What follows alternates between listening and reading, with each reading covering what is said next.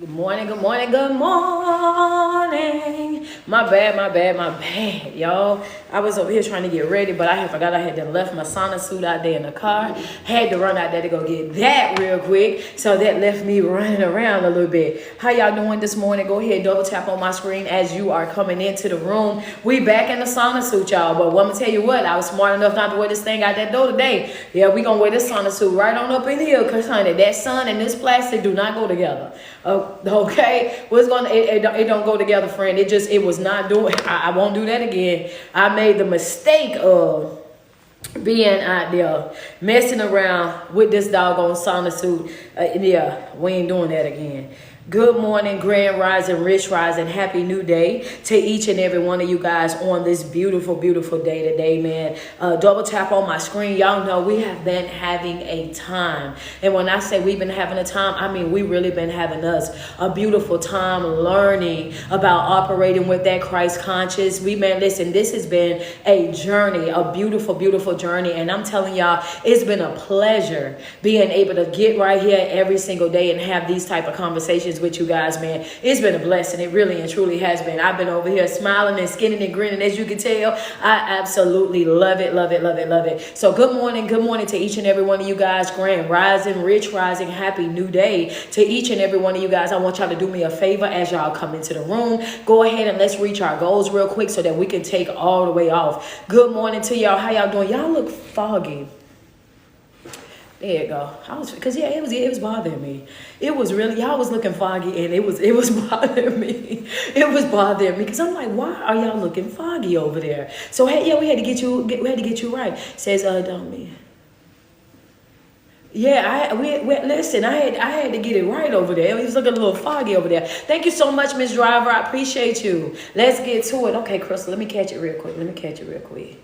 Hold on, I'm about missing it. I'm over here reading comments and about missed it. There we go. Thank you so much, Amanda Andrews. How you doing this morning? What's up, Miss Brown? I see you over there, Sheila Davis. How you doing, Gigi? I see you over there. Good morning, Lily. Good morning to you. How you doing, Christina? Tapping in over on that side as well. There go my baby sis. What's going on with your body by Kira? I see you over there. What's going on, Linda Lee? I know that's right, Denise. Good morning to you. Thank you so much, Gigi McGross over there on IG. Appreciate you. I got 2 badges. I need 8 more badges over there on IG. Double tap on that screen. Denise Rose, thank you so much for the stars. I'm telling you, hey, listen, Denise, you've been coming through. I don't know where you came from. You just popped up out of nowhere. Look at, but you've been here all week. So listen, you must be liking it over here. Thank you so much, Danielle White. I appreciate you, Krista, appreciate that. CA, appreciate you so much, man. Y'all know the CA is your favorite speaker. The CA is your favorite speaker. Double tap on my screen real quick. Good morning, Tifa. How you doing over there? How y'all doing, man? Gail Loves Life. I see you. Good morning, Grand Rising. Purple Flowers 93. What's up with you? Uniquely 1_Styles. I see you this morning. Double tap on that screen, man. Y'all know we've been talking all week about, for the past 3 weeks, we've been talking about this Christ conscious and the importance of operating with Christ conscious. And it's been opening up our eyes and having us seeing things so differently, right? We've been looking at things and we've been like, oh my God, wait a minute. You know what I'm saying? We've been seeing ourselves in these scriptures. We've been seeing things from a different perspective, a broader perspective. We've been, you know what I'm saying, seeing other folks in certain situations and conversations that we've been having. And we over there like, oh man, light bulb going off left and right. I knew that wasn't right. I knew it wasn't this. I knew it wasn't that. You know what I'm saying? You've been gaining confirmation. Some of us been getting correction over here, but it's been a journey and it's been a beautiful one, right? So yes, as we get back into it, man, we about to take right back off into it. We're going to get into our final part, the final part of the Christ conscious. We're going to knock that out right now today, right? And our highlight that we're going to have for today is going to be living in love. Living in love. Y'all double tap on my screen,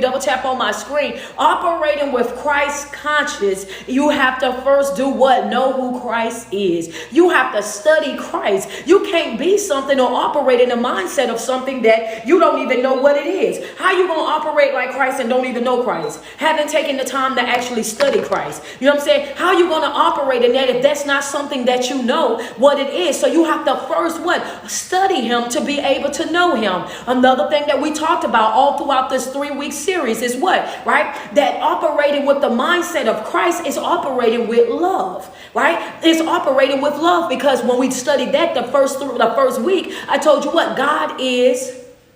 Put it in the chat. God is. How we know that Christ conscious is love? Because the Bible says God is. There you go, Crystal Love. There you go, Lily. Yeah, come on, Kim. Come on, come on, come on. That's right, that's right. Kayla G. Kayla Gregg, I appreciate you so much for that CA. Sky, there you go. Michelle Sims, you got it. Sakoma, you got it. Is it Gma? Gma, you got it. That's right, God is love. God is love. So to operate with Christ conscious is to operate with love. So the question that we have to ask ourselves going forward is what? Am I operating in love? Am I showing up in love? Am I correcting you in love, right? Because everything that we do, it should be done with that Christ conscious. In order to operate with that Christ conscious, right, and to operate in that love, and to be able to do these things, we have to understand that everything that we do is what? Today is Friday, so y'all know it's pop quiz. In order for you to operate that way, you have to do what? You have to know that everything that we do is what? Yes, come on, I see y'all TikTok. Y'all ain't playing no games. All right, Gigi. Okay, Crystal Love, Lily got it. Body by Kira got it. Denise got it. Come on, everything that we do. That's right. Is it Empress? Empress got it over there. Jackie got it over there. Everything that we do. Sky got it. Come on. There you go, Leola. There you go right there. Double tap on the screen. Everything that we do is spiritual. Thank you, Miss Driver. I see you. That's right. Everything that we do is spiritual. Because the moment that we start to identify the fact that everything that we do is spiritual, then we start to operate with the mindset of Christ, right? The mindset of Christ that was blown away with Christ's mindset because it was profound, right? It was the depths of it. It was so profound. It was so deep. Like he would not just see what's on the surface, but he would see what's in the inside of that thing as well. So he wouldn't just deal with the physical. He dealt with the supernatural, things that were going on in the spiritual realm of things. Why? Because he understood that it's not you that I have a problem with. It's the spirit that you're carrying, right? Come on, that's worth some ink right there for some people. Good morning, Jay Renee. How are you, sweetheart? Double tap on the screen. What you say? When you're operating with the mindset of Christ, right? You're dealing with people without dealing with people, right? You're dealing with people without dealing with people because you are now seeing everything from a spiritual standpoint. So you know that when they over there doing all of that extra stuff, got all that extra nasty energy, all that's going on, right? You know that it's not even you. It's the spirit that you're operating with. Understand me? So what? So what do? I gave that to y'all yesterday when they yelling and cussing and fussing and doing all that extra stuff, and you already know that is not of God. You hit the what? You hit the what button? Gave it to you yesterday. What button you gonna hit? What? There you go, Kira.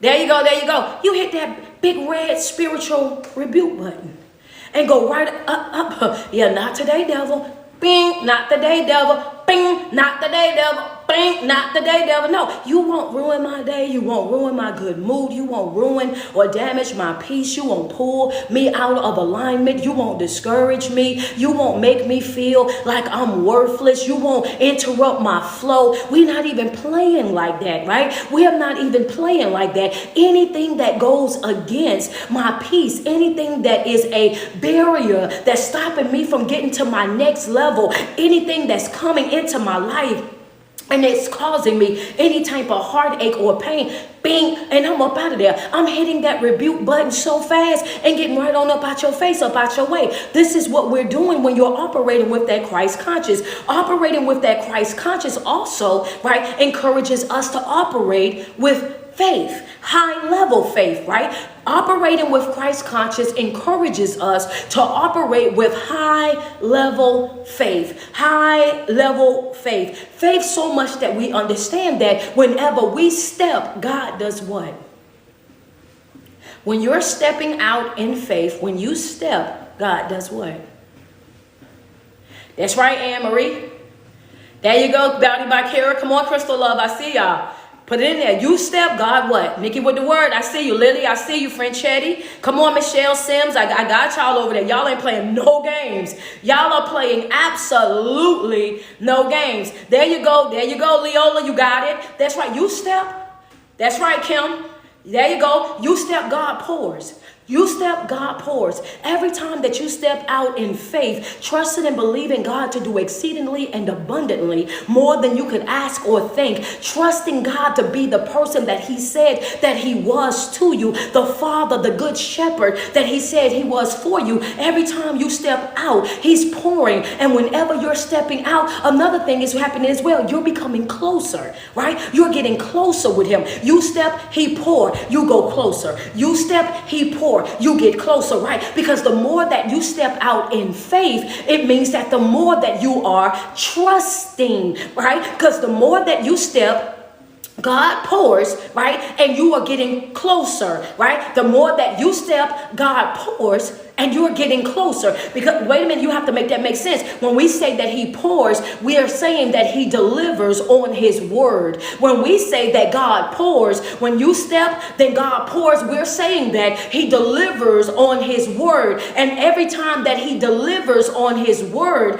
then you grow a little bit closer to him each and every one of those times. And the illustration that I gave you guys yesterday was an actual relationship, right? The more that you're in a relationship with a person, an intimate relationship with a person, a friend, or whatever, right? The more closer you guys get, is the more that you see that that person is exactly who they told you that they were. When you see that they are in fact reliable, right? And the small things that they do, when you see that they are dependable, that you small things that they do, when you see that they are a good listener, when you start to see these things about this person, right? You build a closer and closer relationship with that individual based on how they show up in your life. So when their words are matching their actions, right, you grow closer and closer and closer together. This is how it is when you're operating with Christ as well. So when we say that when you step,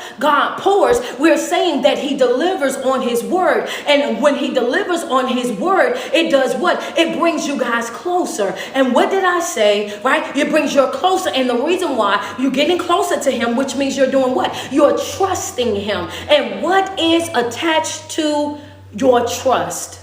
What is attached to your trust? What is attached to your trust? Yes, there you go, Kira. There you go. There you go, Denise. Let's get it. Let's get it, Chef Shirley. That's a fact. Kalia Gray, I see you. Double tap on that screen over there. There you go. There you go. Y'all are I'm loving this. Y'all are playing no games right now. Queen, is it Queen Nama? Queen, yes. Come on. That's right, Melalicious. Let's go. Yes. What's attached to your trust? What's attached to your trust? Melalicious got it. Leola got it. Come on, complex simplicity. You got it. Let's go. That's right. What's attached to your trust is your favor. What's attached to your trust is your favor.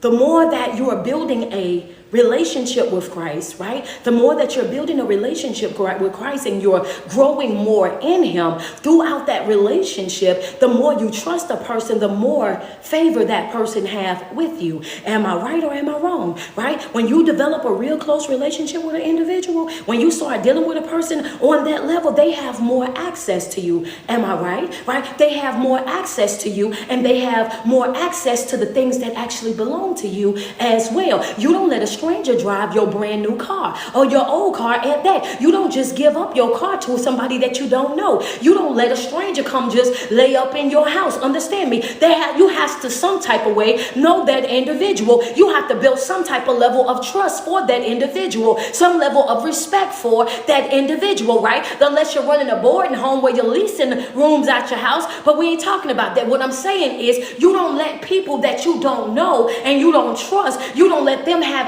access to things of yours that's of value. That's of value.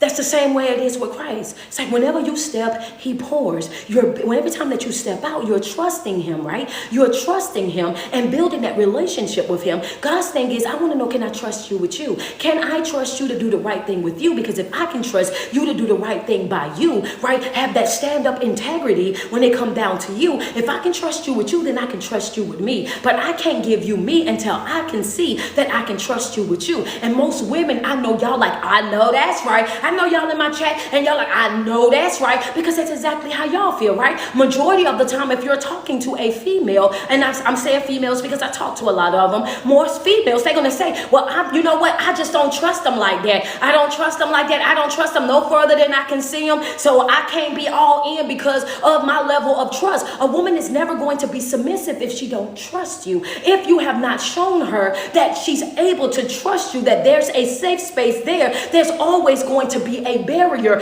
People are submissive, even men. People are submissive. People are submissive to people that they know and trust. When they know you and trust who you are, they trust the advice that you're giving. Understand me? They trust the advice that you're giving. They trust the leadership that they're giving. Understand me? They know that it's coming from a genuinely good place. Understand me? They know that it's not a finesse, that it's not a bamboozlement. Understand me? They know that you're not trying to get over. You're not trying to hoodwink them. So you can tell them that the sky is orange, and they will argue with everybody inside of the house that sky is orange. And they ain't went out there to go see it for themselves. They just know that that's what you told them. And because they trust you so deeply, they ready to go at it about what you said to them. You're not about to tell me that sky ain't orange when my dog just told me that sky is orange. That thing is orange. It is what? I'm California orange. No, I'm talking about big orange.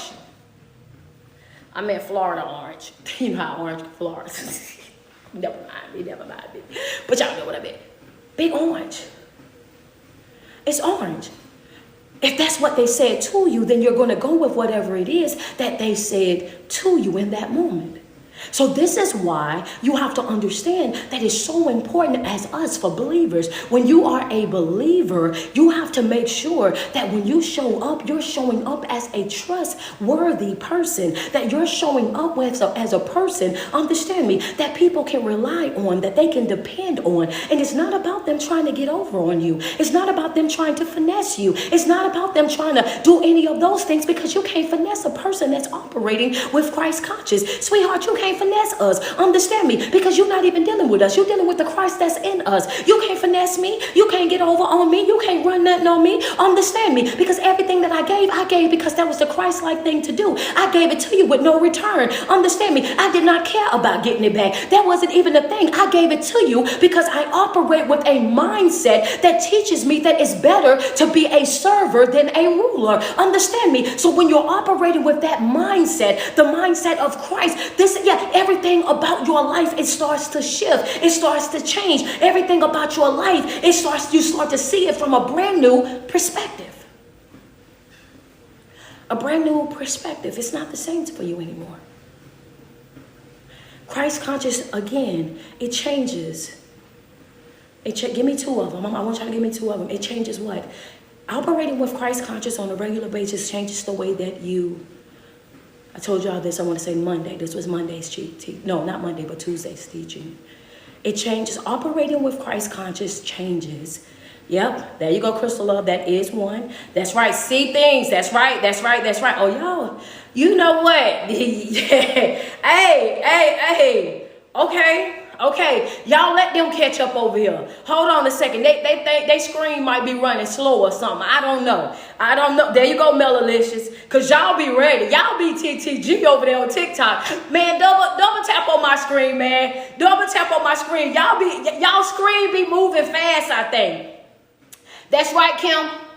There you go. That's right. Is it midnight? That's absolutely right. The way that you see things, the way that you think about things, the way that you see things, right? It changes the way that you hear things as well. The way you think, the way you see, the way you hear.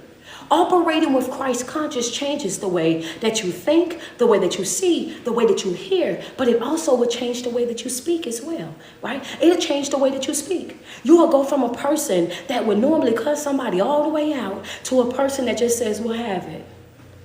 When you're operating with Christ conscious, I'm telling you, it changes the way that you think.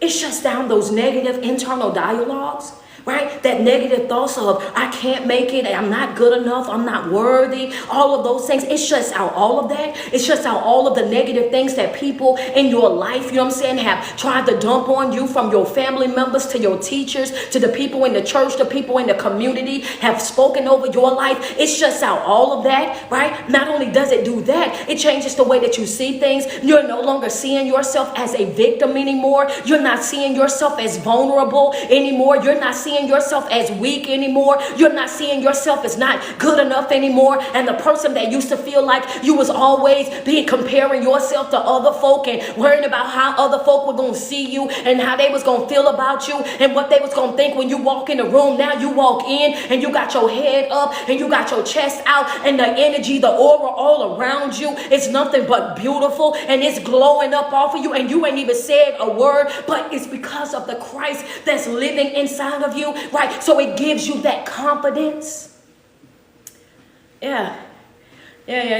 Some of y'all like, man, I ain't never felt this confident a day in my life, coach. But now I just get up and I just be going places and be doing everything. And I'm just enjoying my life as you should. Welcome into your new life. And hear me when I say this. You deserve this. This happiness that you're experiencing right now, you deserve this. This peace that you're experiencing right now, you deserve this. Being able to stand up get out of your bed, stand in front of your mirror, look inside of your mirror and thoroughly enjoy the man or the woman that you see. You deserve every ounce of that. Continue to love on you. Continue to see you as the beautiful individual that God created you to be. It also changes, right? It changes the way that you think. It changes the way that you see. It also changes the way that you hear. It changes the way that you hear, because now that you have a healthier mindset, now that you're operating with Christ conscious, you're not always listening for the negative in things anymore. What you say, coach? When you start operating with Christ conscious, it changes the way that you think. You're no longer listening for the negative things anymore. And yeah, I know that right there gonna have some folk like, oh my God, why did she do that? Yeah, because that's the truth. A lot of us were so broken, right? A lot of us were so broken, we were so damaged, and we've gone through so much stuff in our life that the only thing that we listen for is the negative. We already had our mind set up that somebody was gonna say something negative, that somebody was gonna be whispering, they was gonna be murmuring, something out of their mouth was going to be complaining about something that we did, something that we said, something that we had on, or we doing too much, we not doing enough. Understand me, we were looking for the negativity, listening for the negativity. And it wasn't even other people. It was our own projection, because nobody else was saying it. Nobody else was saying anything. Everybody else was caught up in their own life and trying to figure out what they was going to do in their own life. But because of our own traumatic experiences, because of what we've been dealing with within ourselves, because of the things that we've been taught over in our yesteryears, the word seeds that have been dropped in our life, those things have started to fester, to grow, to spread, so that now you start to look at everybody as if they were saying something about you, that they felt a certain type of way about you, and you was running off folk that God sent to bless you. You was running off folk that God sent to be a help to you. You was running off folk that God sent to help you start your business, start your brand, to help you open those doors, to help you create that thing. You ran those folks off because of your own negative your own negative undertone. You were so negative, understand me, you were so negative that it was draining. You were so complaining that it was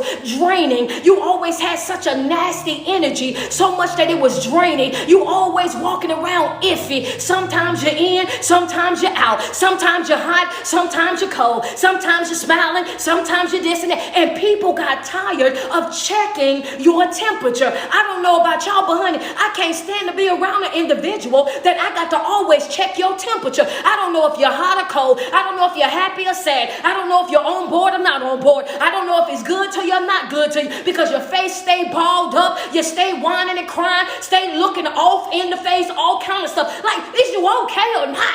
Baby, is it okay? Is it okay, baby? Baby, you're okay. We don't know. But I do know I prefer them folk to stay from around me. But I do know that. I do know that.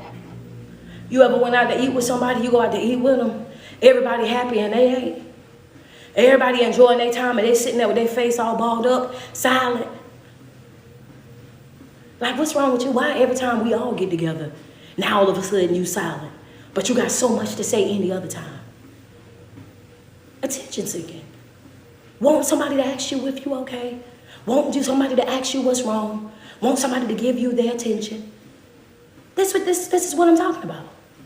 And these are the type of people that you have to steer yourself away from. You know what I'm saying? I purposely don't ask. That's just me. I purposely see you sitting there and still won't say nothing. I can't do it. I don't know. It's something about it, especially as a grown adult. I can't do it. Yeah, I'm not. I don't care if the food was good to you or not. I really don't. I told mine up. I had me a good time. I'ma laugh harder, just because I know that you sitting over there. Look, I'ma laugh harder. I don't, because I just can't take it. Right? This is what it does when you're operating with that spirit of discernment. It shows you, right? It shows you things. It gives you a different insight. Instead of you listening, trying to find the negative. That's me. For real, I am that type of person now. Now, it'll have you listening for the negative. It really and truly will. It'll have you listening for the negative and wanting people to say something negative just so that you can convince yourself that you was right.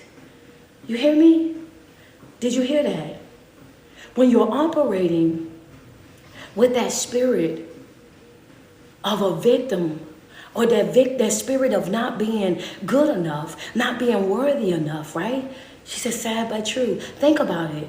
You listen for the negative. You look for that negativity because you want to convince yourself that you were right. You want to convince yourself that the lies that you were telling yourself, that the things that the enemy was dropping in your spirit, that those things were accurate, and they're not. And they were not. Because the moment that you actually give into that, the moment that you give into that, it's the moment that you start feeding that negative feeling. That's the moment that you start catering to that negative feeling. Now, all of a sudden, had come that stress coming in, that nobody likes me coming in, that I'm always on the outside coming in, that I'm not good enough coming in. And that's when he have you right there where he wants you. The enemy's job is to keep you stuck. His job is to keep you stagnant. His job is to keep you over there operating with fear, stress, anxiety, and in a panic. His job is to separate you from Christ. That's what his job is. And he works overtime to be able to get that job done. His job is to do what? It's to separate you from Christ. His job is to keep you from reaching that level of greatness that God has already laid up for you. Everything that is ours is already laid up for us. Every move, every blessing, every open door is already set up for us. Understand me? And his job is to keep you from reaching that level. That's the reason why we use the football field, right? And we say that you have a defense and you have an offense, right? And you have to make sure that you have the right players on the right side of the field. And sometimes what happens is when you're not hearing people right, when you're not seeing people right, when you don't have the right type of thoughts or insight about people, you will have people that's on your offense, you will have them playing defense positions, and you're trying to figure out how you keep losing the game because you're giving all of your plays, you're giving them to the enemy. All of your plays, everything that y'all gonna run, that little board that y'all looking on, you got the wrong person over there. So every time that you go out there and y'all line up on the field and they say down, say, hut, guess what that person do? That person personally self-sabotages that move. That person personally let that thing come, that opposition come, and boom, knock you straight onto the ground. Every single time you got the wrong folk in the wrong position because you're not hearing right, you're not seeing right. Understand me, these things. This is why Christ conscious is so important. Yeah, come on.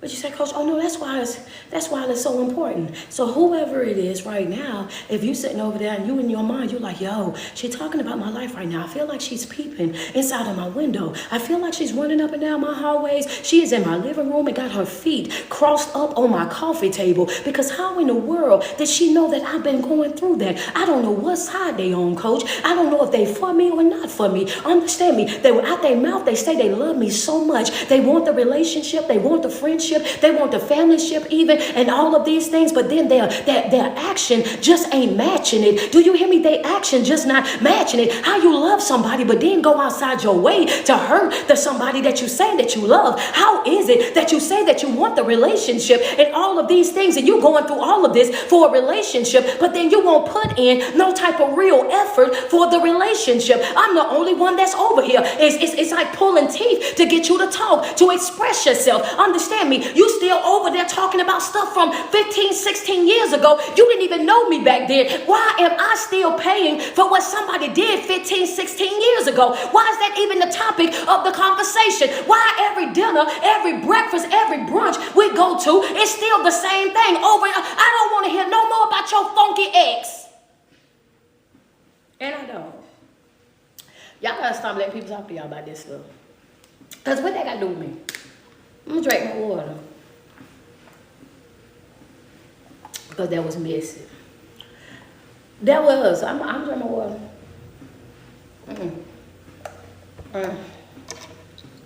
That was messy. But no, but for real. Don't nobody want to hear that every day. Don't nobody want to hear that every day. Don't nobody want to hear that every week. Don't nobody want to hear that every conversation about that. Don't nobody want to keep having no conversation about them because they too much on your mind for me. See, I'm full-blooded, baby. I am full-blooded. I'm gonna tell you, I am a girl, like a girl, right? The way my mind go is to why you still thinking about them? Because I feel like they on your mind too much. You know what I'm saying? I feel like they on your mind too much. You can't tell a story without them. You can't tell a story without that. You can't, I need to understand why is that a part of your conversation. You know what I mean? Because the more that you talk about a thing, you're only talking about what's on your mind, right? I need for some other stuff to get on your mind. You ain't reading enough books. You ain't doing enough prayer. We might need to do a whole nother fast. You might need to do a full body cleanse. Understand me? Because I need to understand why all that's still on your mind, especially, right? This is how you have to deal with people that's around you. You have to check folk. You have to let them know, hey, look, we already talked about that. We talked about that several times already. I need for you to honestly move forward from that. The fact that you're continuously talking about it mean that that's something that's continuously on your mind. I need that up off your mind. I need you to start growing from that, evolving from that, letting that right there. I need you to let that right there go. Period, point blank. Don't nobody always want to talk about no trauma. They don't always want to talk about no pain. They don't want to always talk about your yesteryears. Understand me? Unless you're speaking about it in a way of trying to encourage somebody else. But don't just come around and every time you come around, you bring in that Debbie Downer type of spirit with you. Every time the energy is high and we happy, joy, here you come with your misery. We are not keeping you company, sweetheart. I'm going to walk off from you. That's it. That's all. It's not, I'm not going to do it. Especially when you know for a fact that you've given people the tools and the techniques to move forward from those situations. In other words, what I'm saying is we are no longer babysitting grown adults. They're going to have to either get it together or they're going to be left. That's it. That's all. Constantly going back and forth about things that are nonsense at this point. It's like, I don't have it in me. And if you want to live your life in that past, if you want to stay caught up in that past, in that hurt, in that whatever it is, then that's where I'm going to have to leave you at. And it's not that I don't love you, because I do love you and I do want the best for you. I do want to see you excel in life. All of these things. But one thing's for sure, two things for certain is we as a people have to understand that just because we want it for them, it don't mean nothing if they don't want it for themselves. You wanting it is one thing. Them wanting it is something completely different. Operating with Christ conscious will let you know when it's time for you to let it go. Operating with Christ conscious is going to allow you to know when it's time for you to let it go. Because what Christ is going to do is stand comfortably on his square. He's not going to force anybody to do anything. Thank you so much, Diamond. I appreciate you. Y'all help Diamond out over there. Send me some love over there. Send me some love over there. Double tap on my screen. Can I get 200 stars on Facebook? Can we get 5 badges on IG? Double tap on the screen real quick. Yeah, sometimes you just got to let it go, sweetheart. And I know y'all like, man, God, dog, but you don't know what all we put in together. Thank you, Gigi. Thank you, Candace. You don't know what all we done built in together and how we done did this and how we did that. And baby, all y'all did was built it together. It ain't grew from that. All y'all did was build it together. And it ain't went nowhere since y'all built it. That's it. Christ conscious is going to tell you when to let it go. Why? Because it's going to let you know that there's a season for everything. It's a season when you plant. It's a season when it grows. It's a season when you reap it. It's a season when you go out there and peel it up, pick it all up. You don't plant it in the ground and then go over there and dig it up and all of that in the same time. No, there's a process to everything. There's a process to everything. Understand me. And when you plant those seeds and you do your part, when you go over there, you loving them, you're nurturing them, you giving them everything that they need to be successful. You're doing everything in your power. You have exhausted every possibility of making that thing work, that relationship, that friendship, that situationship, that family ship, that church ship, whatever ship that you're on with them. When you have exhausted every possibility, understand me, of making it work, then at one point or another, you're going to have to honor yourself enough to say that enough is enough. And I am going to bow out gracefully. And when I bow out, it's not a beef. It's not about drama. It's not that I got to expose you. It's not I got to down talk you, belittle you, or anything like that, baby. I bow out gracefully. I bow out in love. Understand me. That's it. That's all. Nobody will ever know whatever happened between the two of us because that's nobody's business. Understand me. I'm not saying again, and I told them this last night in class. Me walking away from you or you walking away from me don't mean that I lost value, and it doesn't mean that you lost value. It just said that you're not valuable to me. That's it. That's all. What I require to grow and to evolve and to develop, you do not possess. Understand me. Now, what the other person might need for them to grow, for them to evolve, for them to become their best person, you might have it. Understand me. You might have that for them. So when you go over there with them, y'all might grow effectively. They'll get a whole nother version of you, and y'all can be happy, joy, and y'all can be living y'all very best life. But over here, to me, you wasn't. Yeah, over there you a diamond. Over here you was a rock, a dirty one. You valuable over there, but you ain't valuable over here. Thank you, Kira. Appreciate that, CA, babes. Yeah, you valuable, but you're not valuable over here. That's not adding anything to my life. That's not benefiting me in any type of way, shape, or form. You understand me? And this is what I'm saying to people right now. I want relationships that are beneficial. I don't care how nobody feel about it. From the next 6 months, from June all the way to December, I only want relationships that are beneficial. Can I grow in this? Is this going to add some value to my life mentally, physically, spiritually? Understand me? Is this going to be something that's going to be contributing, that's going to be pouring into? Because I've already did enough subtraction, baby. Understand me. It's time for me to start doing some pluses in my life. It's time for me to start doing some other stuff in my life. Is this relationship beneficial? Because if it's not, then we have to part. I wish you well. If I see you, we gonna laugh and all of that. But as far as just the meaningless, I ain't got time for that. I'm so far behind, even though, yeah, you'll look, that's the type of person that I am, though, y'all. Understand me. You feel like, man, like I'm so far ahead, but I'm still so far behind. Because when you look back over your life and you see that all the ways that you didn't play with yourself, all the times that you didn't do what you needed to do, all the times that you did not handle business the way that you should have been handling business, all the times that you did not do this, and this, and had you done those particular things, you looking at how far you actually really could have been, and the things that you really could have accomplished, and the things that you really could have accumulated, but you know now because you're operating with that Christ conscious that the problem all along, it was never God, it was always you. It was like he was always giving you all the things that he promised you, had already made all the ways that he promised you, had already delivered great on his promise to us, but it was always us making the wrong decision, us going our own way, us acting out of ourselves, us seeing things and wanting to run to what was familiar to us, what was comfortable to us, and we go back now now with operating with the right type of mindset, we see it and see it so differently, right? So then once we see it and we see it differently, we like, I don't have time to play with you. I really don't. I don't have time to come over there and try to figure you out. I don't have time. Figure you out. I meant that just how I said it too. I don't have time to come over there to try to figure you out. I really and truly don't. I don't want to be in a relationship, a friendship, a familyship, or deal with nobody, not even on my job or in my church. Well, I got to figure you out. I don't want nobody around me that I got to question. If I got to question you and your behavior, if I got to question whether or not it's real or not, whether it's authentic or not, whether it's genuine or not, if I got to question that, then I don't want you around me. I don't want nobody around me that I got to question. If I got to question it, you got to go. Period. Go ahead now. Go ahead now.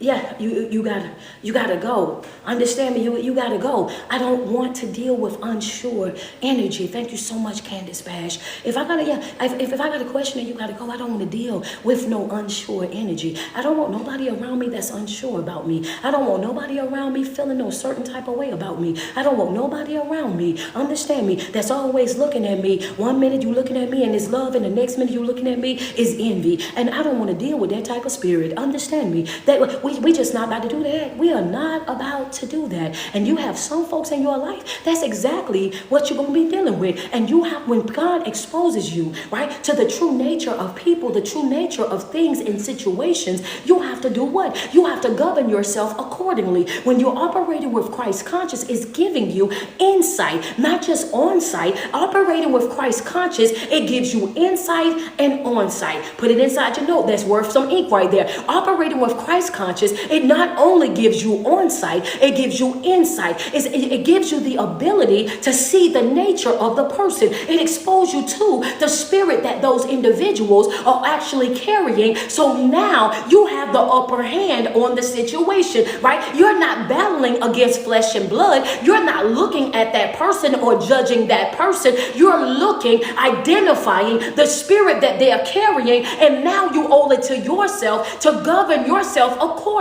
right? You have to govern yourself accordingly. When God exposed you to the fact that they are a liar, right? Now you have a decision to make. Am I going to stay with you, or am I going to leave you where you at? Because God has already showed me that you was a liar, right? So that's a decision that I got to make. We don't serve a will-breaking God. Our God is not a God that's going to break your will. He's going to always honor your divine right of choice. What he's going to do is expose you to the truth. When you're operating with Christ conscious, you have insight. You are seeing the true nature of individuals, and he will allow you to make a decision as to whether or not you are going to deal with the liar that you know is a liar. But if you deal with the liar that you know is a liar, then expect the liar not to tell you lies. Is out of this. That don't make sense.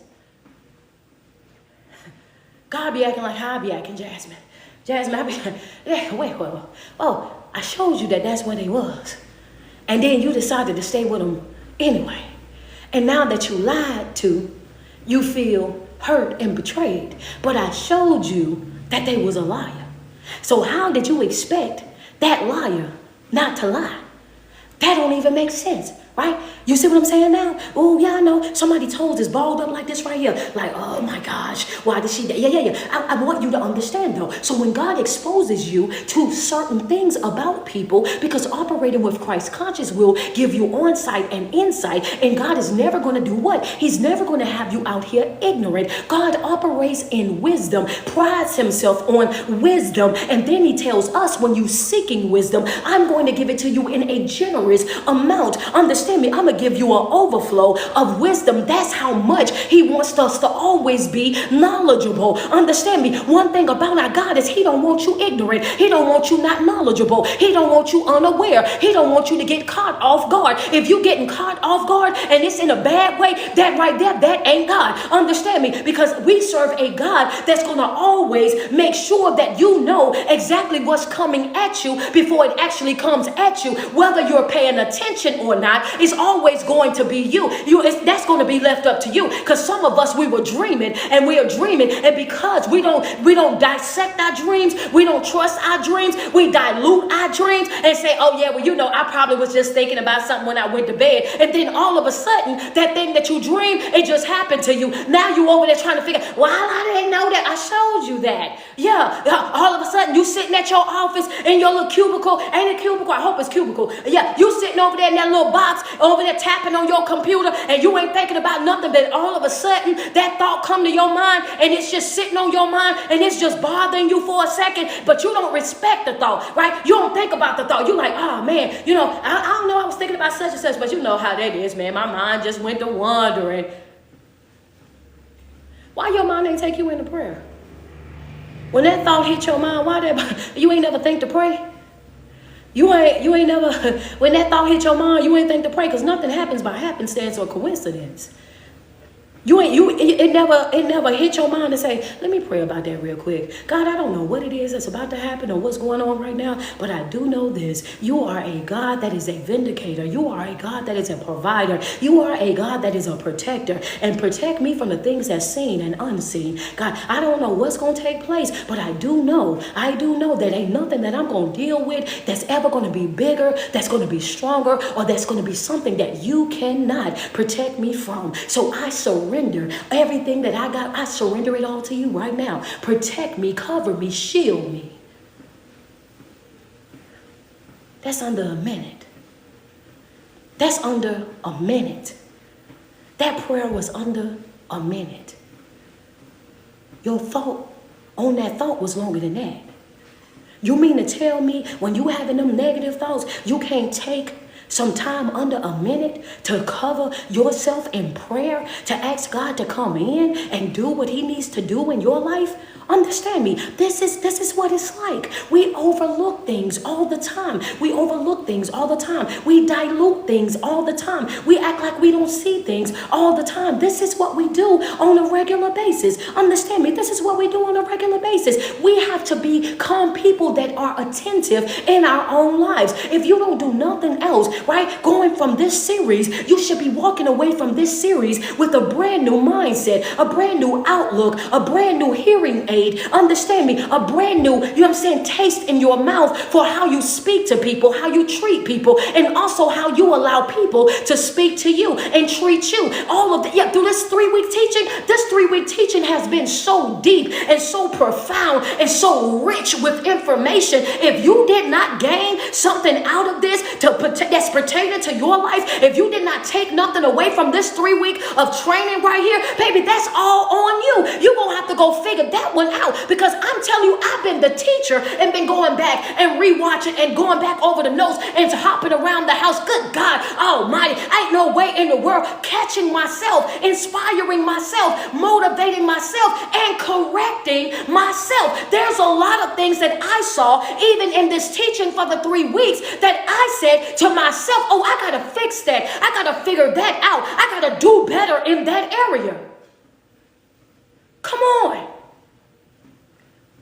We see things and then act like we didn't see what we saw.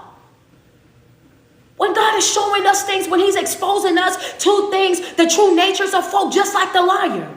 When he exposed you to the liar and you decide to go stay connected to the liar, you just said, I want to be lied to. When he exposed you to the fact that they are cheat and you decide that you're going to stay connected to the cheat, I'm just going to stay with them because, that's how he did you. That don't mean that he going to do that to me. And then you end up being cheated on multiple times, people coming all out the woodwork from everywhere. Then what you mad for? Ain't no need you being mad when you signed up to be cheated on. You signed up for that. You knew exactly what you was getting into, and you decided that you was going to get into it anyway. You got into it expecting something different from somebody that already showed you that that's who they are. Understand me. When you thought that, oh yeah, they only talk to them people like that. They only treat them people like that. They only show up for them people like that, right? They got children over there that they don't take care of. They got children over there that they don't feed, they don't clothe, they don't go see, that they won't deal with. None of that. Then you turn right back around and you go have a baby by somebody that you already see don't take care of the kids that they got, but then you mad now that they not taking care of yours. Well, didn't they show you that already? You had the blueprint already with Man and Bonquisha over there that he ain't seen in years. But yet and still you put yourself in that. Yes. Come on. Man and Bonquisha ain't seen their daddy in years. And he live around the corner. Then you decide to go lay up like it's going to be a difference because it's you. He's like, I showed you this before this even happened. You knew exactly what it was that you was getting yourself into. And now that you're into it, now you want to cry victim. Some of us are not even victims in the situations that we're dealing with. You walked into that. There's a difference in between falling into a trap. There's a difference in between, listen to me. There's a difference in between falling into a trap and voluntarily walking into one. Some of y'all walked into your trap knowing that it was a trap. There's a difference when you went into a situation and you had no idea, because some folks are great pretenders. Understand me, they are very skillful in what they do. Understand? Yeah, I get that. There are some situations that are not this situation, right? And but some of y'all, you are willingly walking, picking up one foot after the other and walking into this trap voluntarily. And then when you get into the trap, now you mad that you're in the trap. You over there stuck. You over there going through it. You over there crying. You over there sliding down the walls. You over there pacing the floor. You over there not eating. You over there just self-sabotaging, just going down bad. And it's all because of you. When God shows you, you have to learn how to govern yourself accordingly. We got to stop playing games.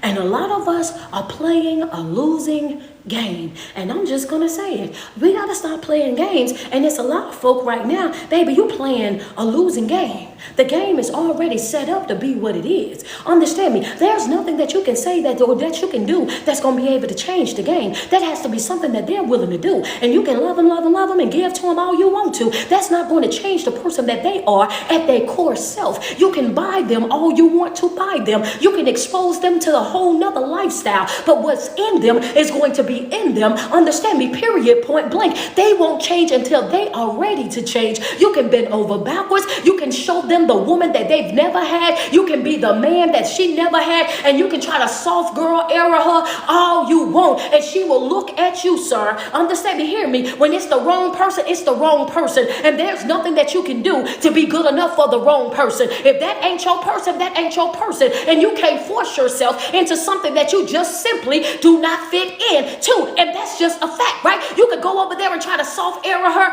all you want. And guess what she'll do? Because of her emotional state, because she's sick, because she's been through so much, because she's caught up still and everybody want to get over, everybody's a liar, everybody's a cheat, everybody's out to get me, then guess what? She will look at you in your good heart and say that you're weak. She'll say that you're sassy. She'll say that you don't have a backbone. That's what she's going to say about you. And the truth of the matter is, you just want to love her. You just want to protect her. You just want to give her something that she ain't never had before. But because she never had it before, she don't know how to deal with it when she do get it. So stop ruining yourself, Mr. Sir, over there loving on somebody that's not deserving of that love, that's not in a position to be able to receive and appreciate that type of love. Now, I got some sisters, they really love. Okay, water. I'm just saying. Okay, y'all. That was messy. That was so messy. That was so messy because you ain't even have to put that out there. But I got some sisters that yeah, they've been working on themselves. They in on their journey. They growing. They evolving. You know what I'm saying? Like, I would be down for a little speed date. I would get y'all. Yeah, okay, drink the water. Yo, I'm just saying. I don't want you out there. I don't want you out there wasting your time. You know what I'm saying? That's all I'm saying. I got some sisters in Christ, y'all.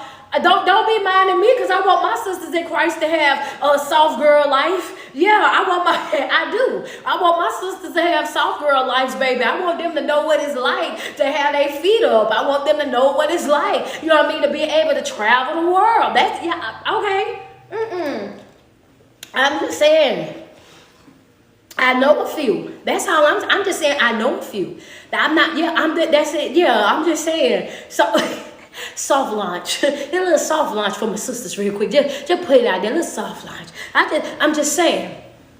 I need for you guys to understand that we have to become more attentive in our lives when God is showing us what's for us and what's not for us. And we have to be people that are operating with a level of obedience to God and appreciation and love to ourselves, that when we see that they're not on that same level, when we see that they're not going the same way that we're going, when we see that we're not on that same playing field, that we respect ourselves enough to bow out gracefully, right? To bow out gracefully, to govern ourselves accordingly, to go ahead and get up out of there before we waste our time, our energy, our effort, our finances, our mental health is destroyed, our spiritual health is destroyed, our physical health is destroyed. Stop leaving when you don't have nothing else to hold on to, when you're barely breathing. Understand me. And then you walk out of that situation and you're like, man, I walked out of there and I just feel like I don't know what I got to do. No, you don't know what you got to do because you are so lost in that relationship, so lost in that friendship and that familyship, so lost in that situationship that you don't even know where you're coming or going anymore. When you sing that this is what it was, learn how to be obedient. Learn how to be a person that values who you are and what you are and love and respect you enough to say that I deserve to have healthy connections. I deserve to be loved and respected.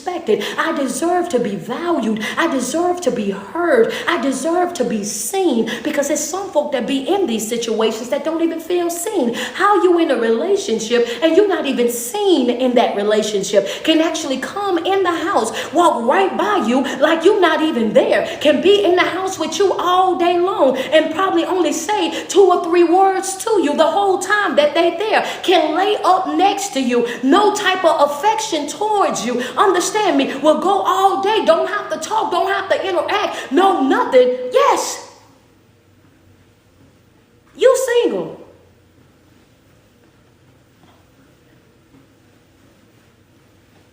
Okay, well, sounds single to me.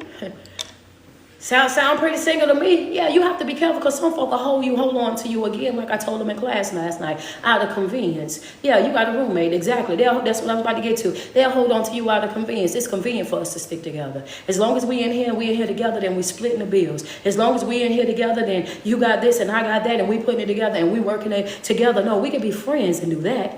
We can be friends and do that. But no.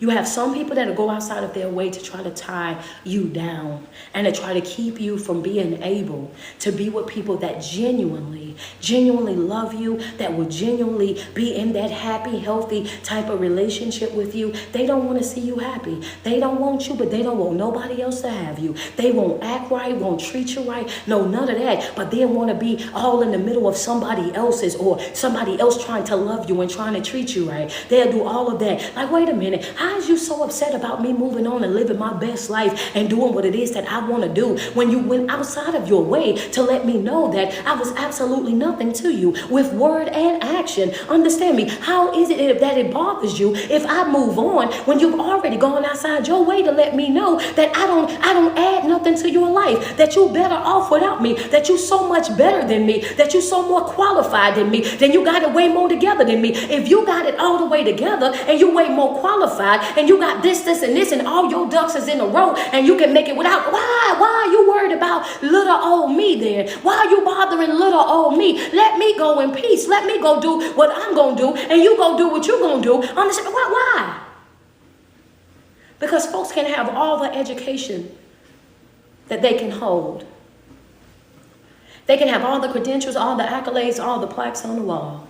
But when you are a person that is operating within that Christ conscious, when you are a genuinely good individual, when you are the type of person that is reliable, that is dependable, when you are a prayer warrior, when you are the type of person that will go into an immediate fast, when you are the type of person that will cover that person that you're, baby, ain't no price tag on that. That right there, those type of people are rare. Understand me? Just put rare in my chat real quick. Oh, baby, I'm a rare breed. I'm a rare breed, and I know this about me, and it's not even a monetary thing. This ain't money, this ain't materialistic, none of that. I know what I carry is rare. You don't find people who have a good heart like mine, a heart that will do it from the heart and expect absolutely nothing back from it. You don't have nobody like me. Understand me? We are very rare, and when you come across folks like this right here, you have to learn how to cherish them. You have to learn how to respect them. Understand me? You have to learn how to appreciate them. You have to learn how to not take those type of folk for granted. Understand me? Because everybody don't have that type of heart. Everybody don't behave that type of way. You got to know that. And if you're not standing 10 toes to the ground and letting folk know right there, eyeball to eyeball, baby, I'm a rare breed. I can promise you that. And I ain't saying it to be cocky. I ain't saying it to be arrogant. I'm not saying that I got all the money in the world and that I got this, that, and the third, but I am a genuinely good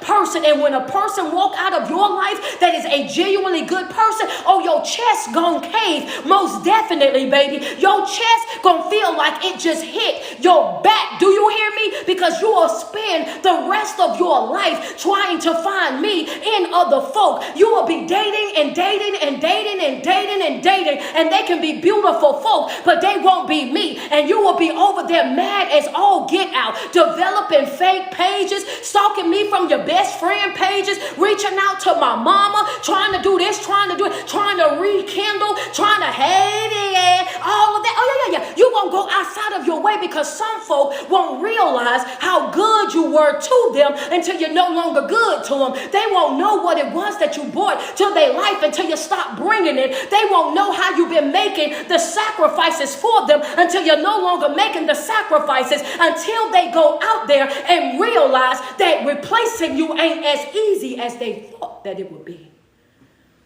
Okay. I'm just saying. Oh, yeah. They thought it was going to be so easy replacing you.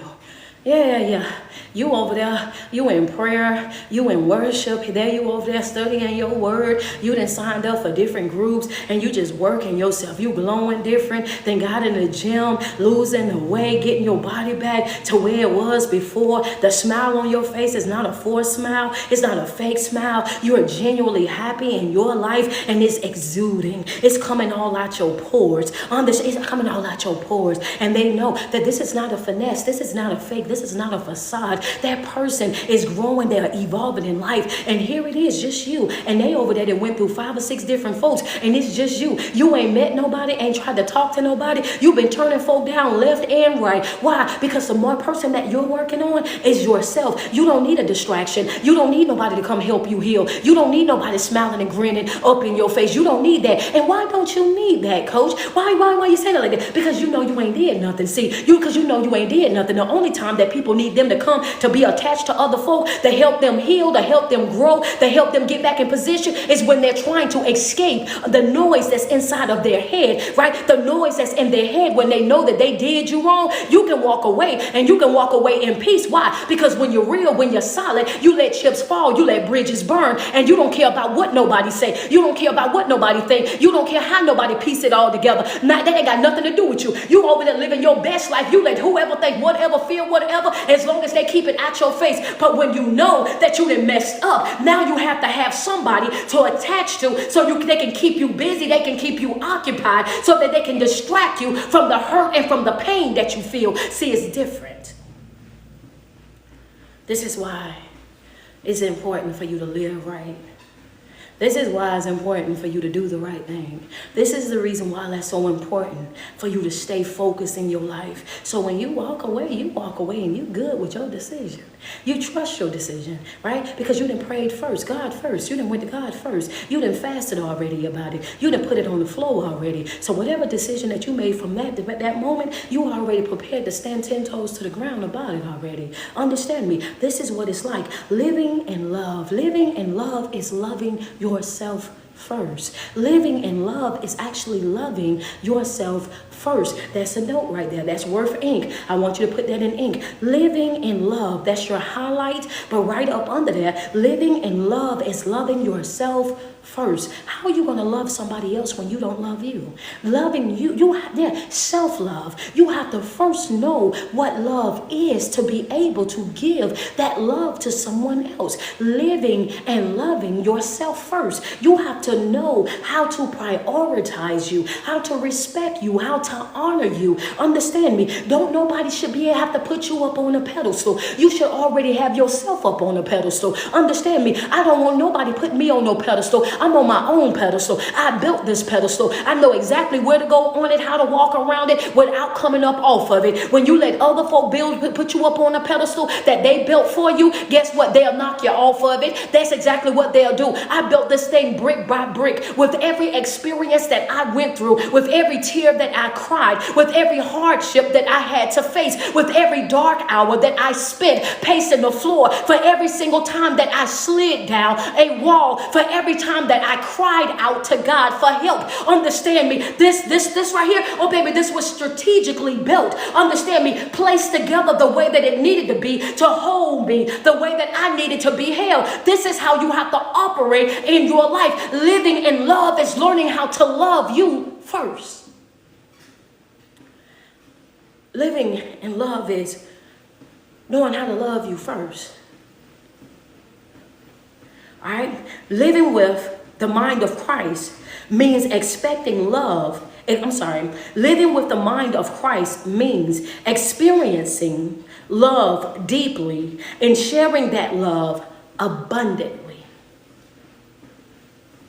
Living with the mind of Christ means experiencing love deeply and sharing that love abundantly. You lead with love. You live with love. You speak with love. Your whole makeup is love. You lead with it. Your introduction, how you come in, it's love. The energy, the aura around you should be love. When you're talking to someone, your tone, your word choices should be love. Right? Everything about you should be wrapped up in that. Love.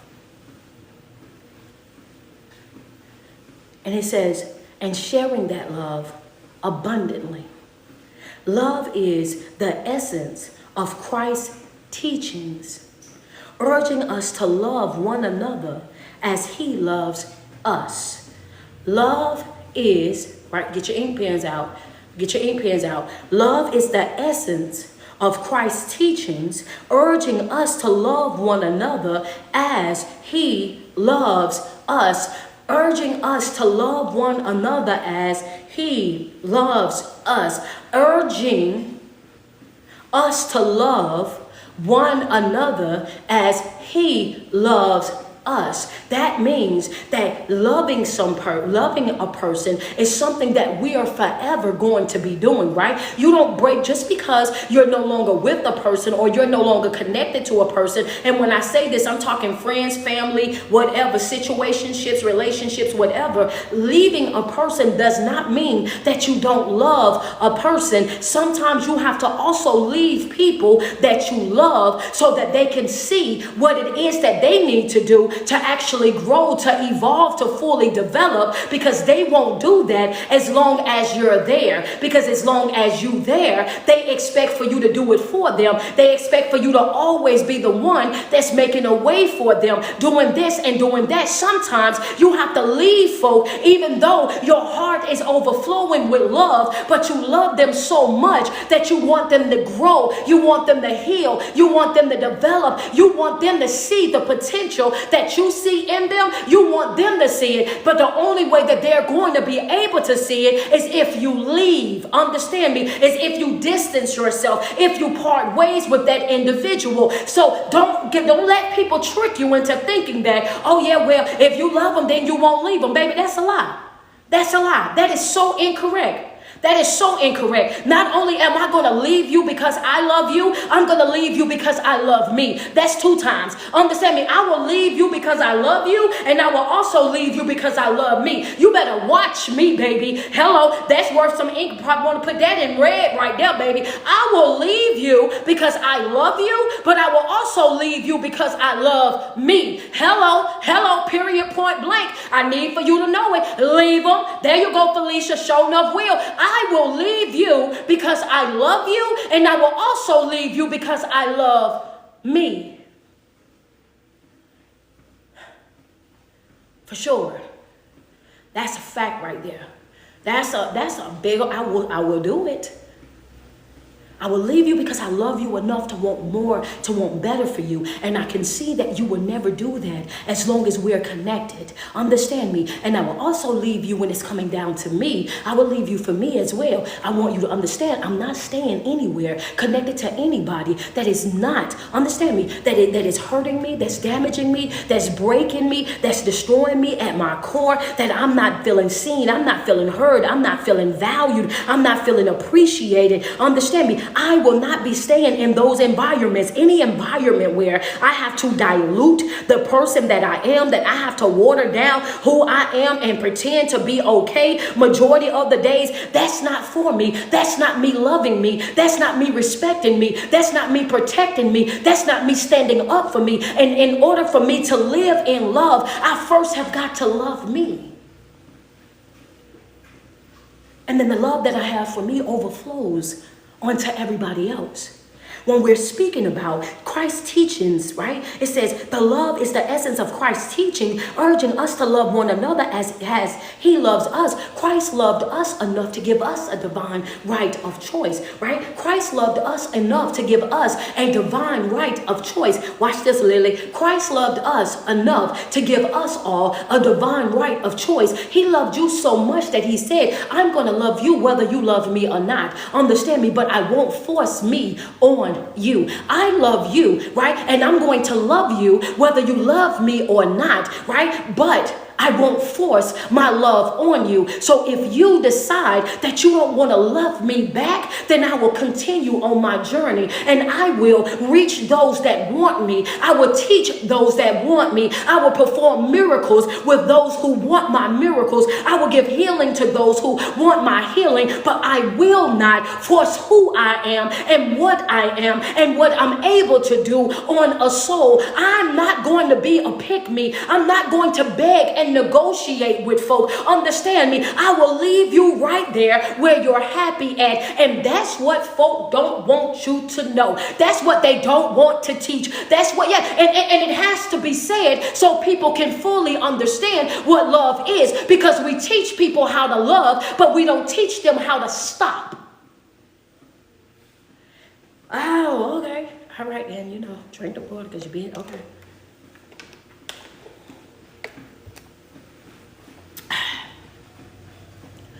Ooh, I see you, friend.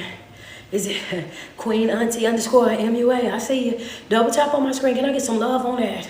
Can I get some love on that right there? Thank you, Candace Bash. Appreciate them stars. Can I get some love, TikTok? Oh, yeah. Can I get some love over there? 5 badges on IG. Y'all got me.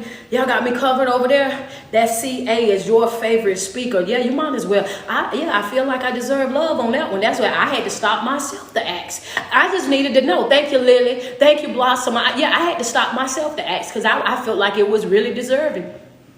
I really did. I felt like it was, friend. I felt like, you know what? Let's go ahead and knock that part out. You know what I'm saying? Yeah, double tap on the screen. Friend said I had to stop. Yeah. You have to understand this, right? And this is just us being serious about it. Thank you so much, Denise. I appreciate you. Sheila Davis, I appreciate you. Thank you so much. Is it Kalia Morgan? I appreciate you. Double tap on the screen. Thank you, Kim. Thank you, Monica. I appreciate those badges on IG. Thank y'all so much, sweetheart. Yeah, can we be real about it, right? Christ was not the person. Thank you so much, Nicole Dickerson. I appreciate the CA. Thank you, Miss Taylor. Appreciate you over there, man. Yeah, double tap on my screen. Send me some love because I just want us to be real with ourselves, right? We always want to say that we loving people with the love of Christ, but Christ gave people a divine right of choice. Why is it that you're not giving people a choice? You're making people feel like they got to stay in love with you. You know what I'm saying? That's not love. That's bondage. Love is free. Love is free. And if it's not feeling your love that you have with an individual, if that's not feeling like love and feeling free, then guess what? That's bondage. That's not what we're trying to sign up for. God always gave everybody a divine right of choice. He showed up as his true, authentic self, all-powerful God, all-knowing God, all-loving God with the ability to stop the winds, to stop the waves, to make these things behave at his command. Understand me. But he still respected everybody's divine right of choice. Thank you so much, Benny Simpson, for the CA. I appreciate you. But he did what? He still respected everybody's divine right of choice. Why? Because Christ understood that you not accepting me and accepting my love and appreciating my miracles and the things that I do doesn't mean that I'm going to lose power. It doesn't mean that I'm going to lose value. It doesn't mean that I'm not going to still be the Christ that I am, the good shepherd that I am, the El Shaddai that I am, the Jehovah Jireh that I am. I'm still going to be the way maker. I'm still going to be that individual, the miracle worker. Understand me. You don't, just because you decide that this ain't for you, it's not going to shift anything that's over here with me. That's the type of love that I got. It's a love that is free. Come on, it's free. My love is free. My charge is to love you. And I can love you and still not be connected to you. I can love you and still not be speaking to you every day. I can love you, understand me, and still not sit in your presence. That doesn't mean that I don't love you. Understand me. I don't be around everybody that I love, but that don't mean that I don't love them. I'm just not around you every day. You have to understand this. This is what Christ is teaching us throughout his teaching. When now that we're going through this, it's like love has a choice. Love has a choice. And when a person decides that they don't want to love you and they don't respect you and they don't value you and they don't see you how you are, then guess what you have to do? You have to love you. What did I say? Living in love is loving you first. Understand me. When they don't love you and see you that way, you have to love you enough to get out of their way. You have to what? Bob and weave, baby. You got to navigate on through it, baby. You have to get right on up out of there. Period. Point blank. He always gave them a choice. He performed the miracles with the people that believed. He opened doors. He opened eyes. He set up people who was lame and couldn't sit, who couldn't stand. He corrected it right there in front of everybody and went right on about his business. Understand me, every single time. He done it out of love. He moved the way that he moved, and anytime he got to a place, anytime that he got to a place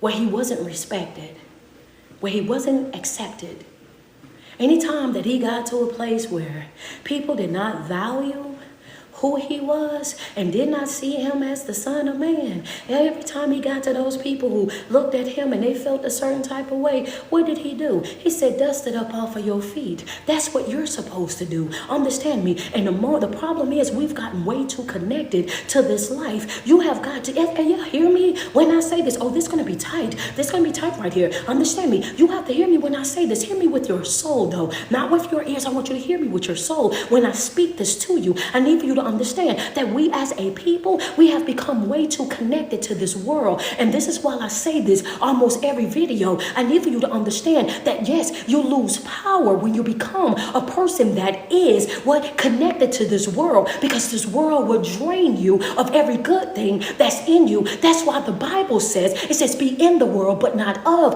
the world. Your mannerisms, your love, your everything about you should not be a connection to this place. This is an illusion. Understand me. This is an illusion. This is a temporary thing that we're living in. We are spiritual beings having human experiences. This is what this is. And the more, come on, because you're doing too much and these people gonna get scared. Hold on. But I gotta explain it to you though. You are a spirit.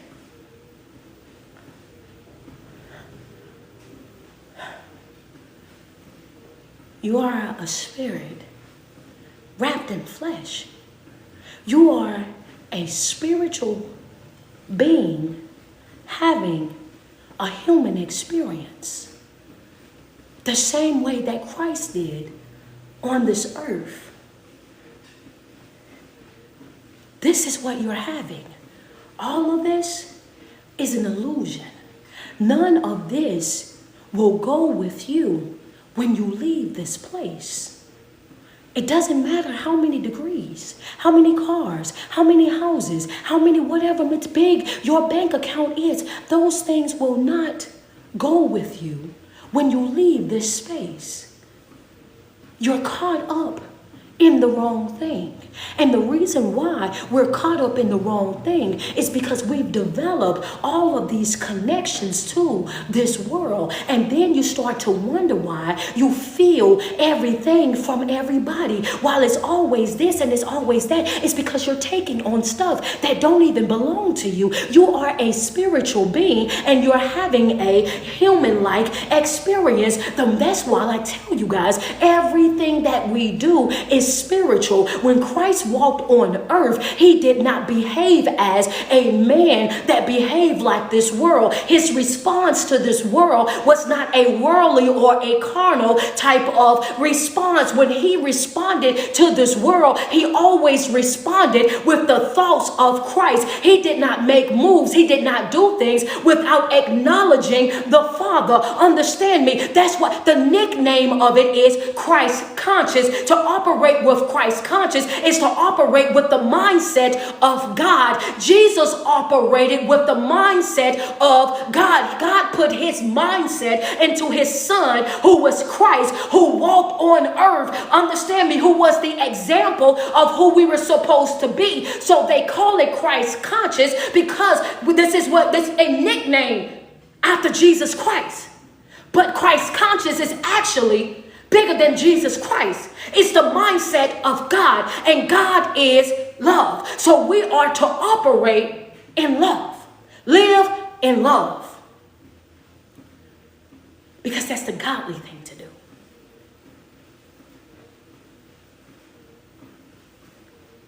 You in this world, but should not be so consumed and so wrapped up in this world that you let things of this world destroy your joy, destroy your peace, destroy your sleep, rob you of eating and everything else. When you start doing those things, you are too connected to this world.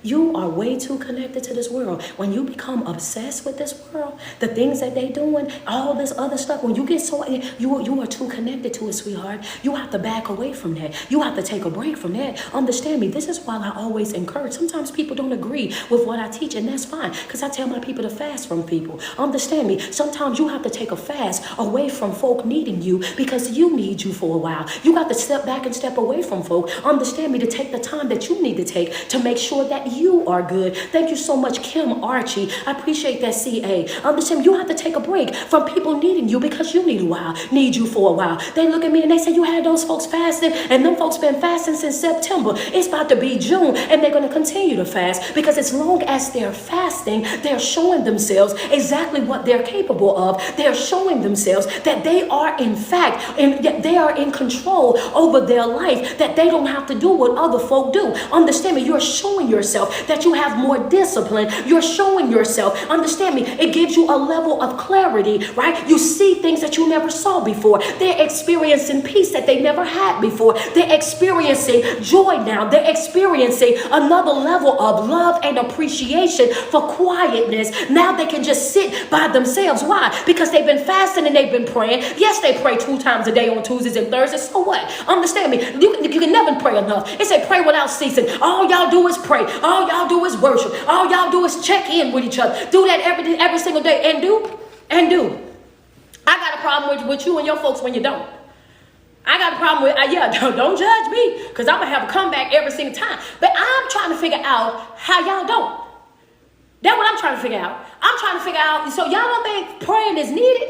Y'all don't think devotion be needed? Y'all don't think teaching them to meditate is needed? You don't think, you know what I'm saying? Y'all don't think that those things, because them things is needed. Why? Because when you're operating with that type of mindset, and those are the things that you are instilling inside of your people, what's happening there is, right? This is what's happening when you're fasting and you're praying and you're worshiping and you're studying and you're taking in that information on a regular basis, right? The word is not just informative, it's transformative, right? And this is what we've been talking about for the past 3 weeks. The power power of being wrapped up, tied up, entangled in that word. What happens in this is your people start to grow. They start to heal. They start to develop. They start to live life on levels that they never saw themselves living on it before. The difference is I'm the type of person that don't want to benefit from your pain. I want to see you grow. I don't need to capitalize or exploit your trauma and what you're going through. So I create ways to actually help you grow. You don't have to stay broken so you can stay connected to me. You don't have to stay in shambles so you can stay connected to me and feel like you need me, baby, because you're going to always need a good teacher. You're going to always need a person that's going to break it down for you, and the level of respect that they have for you, they'll treat you like they treat Ruth. Oh, baby, don't ever ask me to leave you. Understand? Do you know how good I got it right here? Understand me? But you want to cripple people. You want to keep people in a place where they're always needing you, so you don't want to give them the tools and the techniques, the things that they need to actually grow. Over here, you're going to grow,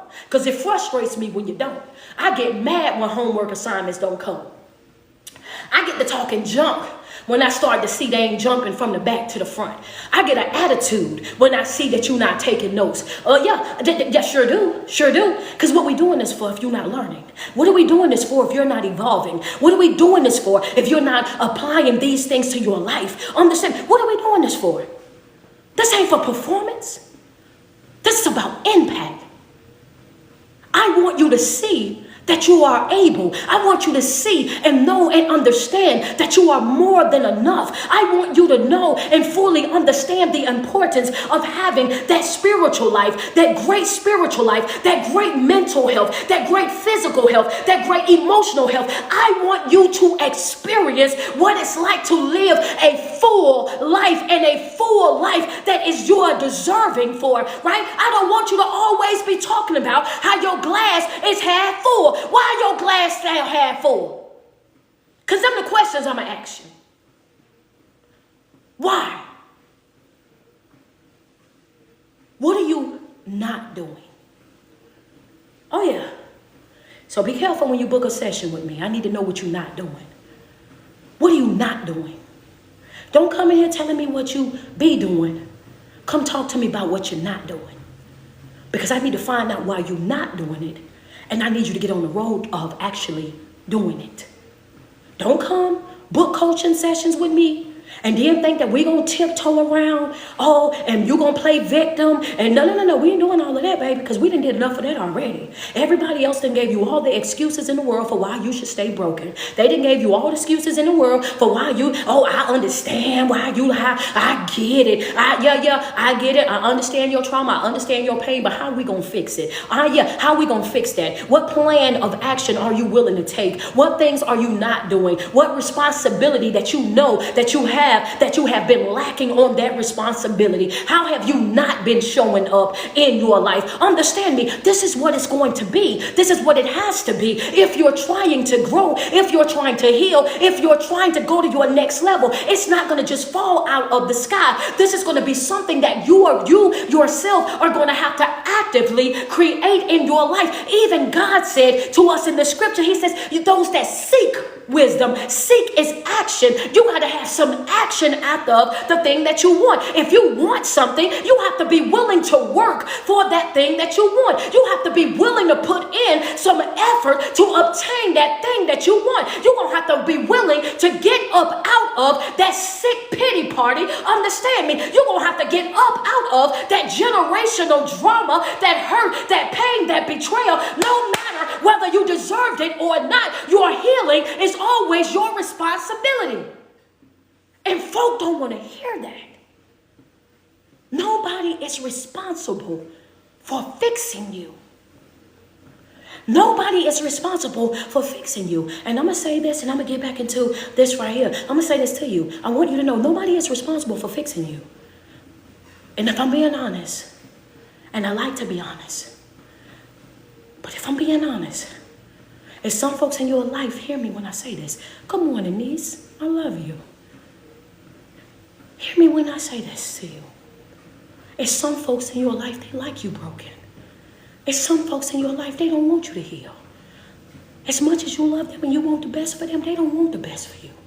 As much as you're willing to go all outside your way for them to make sure that they got what they need, they'll never be able, they'll never. It's not even that they don't have it to give, they'll just never give it to you. Their greatest fear is seeing you on top. You hear me? Their greatest fear is seeing you be that greatness that they know that's all over you. Their greatest fear is that you're manifesting all of these things that you've been dreaming of. Understand me? Their greatest fear is seeing and having to respect you on those levels because you beat all the odds and everything that life sent at you. You grabbed it and you stood on it. Everything that is slung your way, you grabbed it and you stood on it. Understand me? They mad at you. They look at you and they look at you crazy because they trying to figure out how in the world that you have less than me. You didn't even have what I had. You had less than me and you were able to do so much more with your less. I had investments. I had a mother and a father. I had a backing of a whole family. I had people coming out the woodwork. I had teachers that was helping me. I had coaches that was helping me. I had people that was giving me sponsorships and everything else. And you mean to tell me you went out there and you worked 2 jobs to get here? You mean to tell me that you ain't have none of that support and you really pushed yourself to the top like that? You went and you sat in the classroom and you made the right grades. You did what you had to do to get to where you are right now. Wait a minute. How in the world were you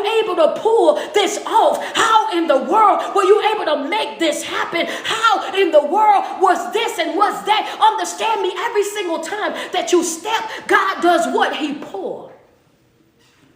What you did, I stepped out in faith, trusting God to do exceedingly and abundantly.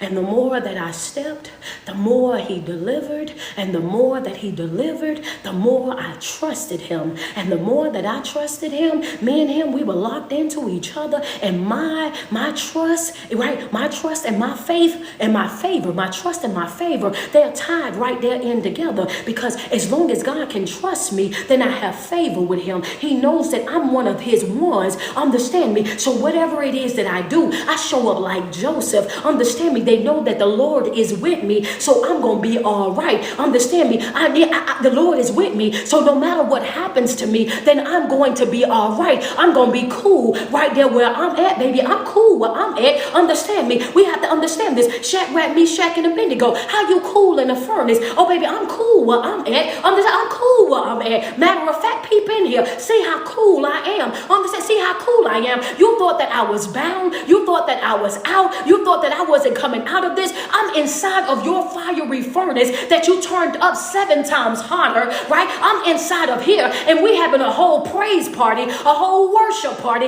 You didn't even know by you putting me inside of this furnace. You didn't even realize the favor that you was actually doing for me. You didn't even realize that you putting me inside of this furnace. You didn't even realize how it was going to change my life. Understand me? I've never seen something like this before. I've prayed to my God. I worship my God. I stood 10 toes to the ground. Let Nebuchadnezzar know that I'm not going to bow down to you. I'm not going to worship you. Do whatever you got to do. And please hear me when I say this. I'm paraphrasing. I'm putting it in 2025. I feel like this is what Shadrach, Meshach, and Abednego had to say, right? I'm just putting it, if they was here today, this is what they had. Listen, do whatever you got to do. It's however you want to go about it, but I'm not going to bow down to you. But let's be clear.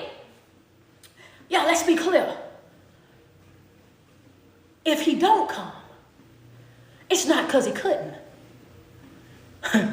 My God is either going to save me, and if he don't save me, I'm still going to be cool, right? Because I know that it's not because he's not able. I now understand that it's part of the plan. So if I perish, then I perish. Understand me? If I'm ablaze, then I'm ablaze. That's how tied in that I'm in. That's how trusting, how locked in. I'm in alliance with the Most High. Do you hear me? I'm in alliance with the Most High. So do whatever it is that you got to do. Can you understand? Now, in this moment, right, you have to feel me when I say this, y'all. Feel me? Now, you have to know at this moment, I'm over here and I'm chilling because I'm like, okay, Shadrach, Meshach, and Abednego. Because see, right now you're speaking for all 3 of us. So all 3 three of them had to also be on the same accord, right, Lily? They had to all be on the same accord, because it did not say that everybody, all three of them had nothing to say, right? It didn't say everybody had nothing to say. It said one person was speaking, one person said it, and so everybody else went along with it. So when everybody else went along with it, that did, in my mind, ding, ding, ding, ding, light bulb goes off. Now I understand why it's powerful, right? When you have everybody that's on the same accord. This is how we know that community matters. This is how we know that having the right folk around you, it actually matters. You got to have folk around you that you ain't got to question. So when I said at the beginning of this video that I don't want nobody around me that's iffy or questionable, if you hot or you cold or you indecisive, this is what I'm talking about. Because if I end up going to the fiery furnace, I got to have some folk on the left and on the right of me that don't mind locking arms, and we in the furnace. I don't need nobody while we up there and you shaking and you scared and you don't know what you gonna do and you hot and you cold and you ain't committed. Oh, I tried, but I can't do it. Girl, y'all better than me. No. I need some folk around me that's going to really lock in. I need some folk around me that's going to really be committed. I need some folk around me that's really going to be like, nah, how we doing it this week? What's next month looking like? How we going to pull it next month? I know last month we did this, and this. How we doing it this month? I'm old. I'm TTG coach. I'm locked all the way in. This is what I need. This is what you want around you. You want folk around you that you can trust to do the right thing, that's going to operate with that integrity. Understand me, that you ain't got to hover over them for them to do the right thing. They're going to do the right thing because doing the right thing is what's in them. Yeah, come on. Mm-hmm. They're going to do the right thing because doing the right thing is in them. But I got to say this. Something that I felt different when I went back over this story. One, I noticed how only one of them was speaking and the other two was in agreement. That showed me the power of unity. And it showed me why the enemy goes so hard to keep us as a people divided, that always want to throw up a race in a conversation, because he knows the power of us all uniting together as one band, one sound. It showed me unity. It showed me how we could get so much stuff done if we were unified, if we were locked in together and not focused on the color of each other's skin. It showed me that. The second thing I noticed was the level of commitment that they had to the cause. It was like they were so committed to the cause, right? So I'm like, yo, they committed, man. They locked in right there, man. That's what I'm talking about. They was disciplined. They was committed / disciplined. You have to be real disciplined to stand up there in front of the king. And you got all these people standing out here, right? They watching you. They watching you. All these monitoring spirits. They got their eyes on you. Understand me. They are plotting and planning your demise. They are waiting on you to go in. Can you imagine how that feel? You mean to tell me all of y'all happy that 3 young boys is going into a fiery furnace? Ain't none of y'all sad? Y'all out there, this what y'all wanted? Y'all want to see somebody go down that bad? Y'all want to see somebody get destroyed that bad? I mean, I would have never even showed up. I would have been one of the people. I don't want to see that. I don't want to see no young boys go through nothing like that for something just like for bowing. Come on, man. You know what I'm saying? This is how my heart would have been crying. But you have to understand, from that, now I looked at it because I'm rereading it with Christ conscious now. Now when I see it, I see that this is the world that we live in. We are surrounded by a bunch of people that's waiting on you to fail, that's waiting on you to be in that fiery furnace, that's waiting, that's monitoring, that's looking for the moment to say aha, to laugh at your downfall. They're plotting and they're planning, and they're also applauding. This is what you're going to deal with when we're talking about this world. And this is why God says what? I say be in this world and not of it, because when it happens to you, you won't be distracted, you won't be shocked, you won't be surprised, you won't be thrown off when this happened, because I'm showing you these are the people that we're dealing with. I'm exposing it to you right now. These are the people that we're dealing with. These are the people that you're surrounded by. I'm letting you know this right here, this is blueprint, baby. They watched it happen to these 3 boys. So what makes you think that you're going to be different? You're not. You're not. It's always going to be somebody. It's always going to be somebody that can't wait to see you lose. It's always going to be somebody that can't wait to see you lose. But the gag is you already won. Yeah, it's always, as long as you got Christ with you, you already won. Understand me. As long as you got Christ with you, you already won. This is a fixed game already. This thing is super fixed already. And you got one job, and that job is for you to stay in alignment, to stay locked in with the Most High. That is what your job is. Understand me when I say this to you, right? So as long as you're in alignment with Him, there's no losing for you. Now, here we go. They're going inside the fiery furnace. And I'm like, man, this had to be wild real quick. So I know that Nebuchadnezzar, when he put him inside of the fiery furnace, I know that he was up there laughing and joking, and he thought that he had accomplished something so big, so great, so grand, right? That he didn't instill fear in everybody that was out there. Y'all not gonna play with me. Y'all see what happened to these boys? This is gonna happen to everybody that don't bow before me. If you don't bow before me, if you don't worship me, if you don't give me what I ask you for, then this gonna happen to each and every one of y'all. Y'all know how folks get when they feel like they are ahead of you, when they feel like they on top of things, right? They got their chest bowed out. They out there acting like they big and they bad. You know, he out there talking big tough, right? Not even realizing how these 3 boys, how they just won. Well, coach, understand me. It's one thing to pray to God, right? It's one thing to pray to God. It's one thing to worship God. It's one thing to feel His presence in your life. But dear God, Lord, have mercy to actually be in the fiery furnace and having the opportunity to dance with your God, to praise with your God right there with you, to dance around without, yeah, are you crazy? What? Can you imagine? Not only, oh, mercy. It's one thing for me to pray to you, but it's another thing. I'm in your presence. Oh, wait, I'm in your presence. Do you feel me? Hidden Jim, I'm in your presence. I got to dance with them, y'all. We was in there and we was dancing and we was singing worship songs and we was singing praise songs and we had the time of our life inside of the furnace. What you thought that you was doing to me that was for my bad, He actually turned it around for my good. Understand? You gave me an experience that I'll never ever forget. I'll never forget the day that I danced around in the furnace with my God. Oh God, you don't know how that made me feel. You don't know, y'all will never understand what I took from that. I have read this story so many times, but then over here, teaching Christ conscious, went right back and read this story, and those were the takeaways from it. How did I not even see that from the beginning? I was like, oh my God, can you imagine what that was?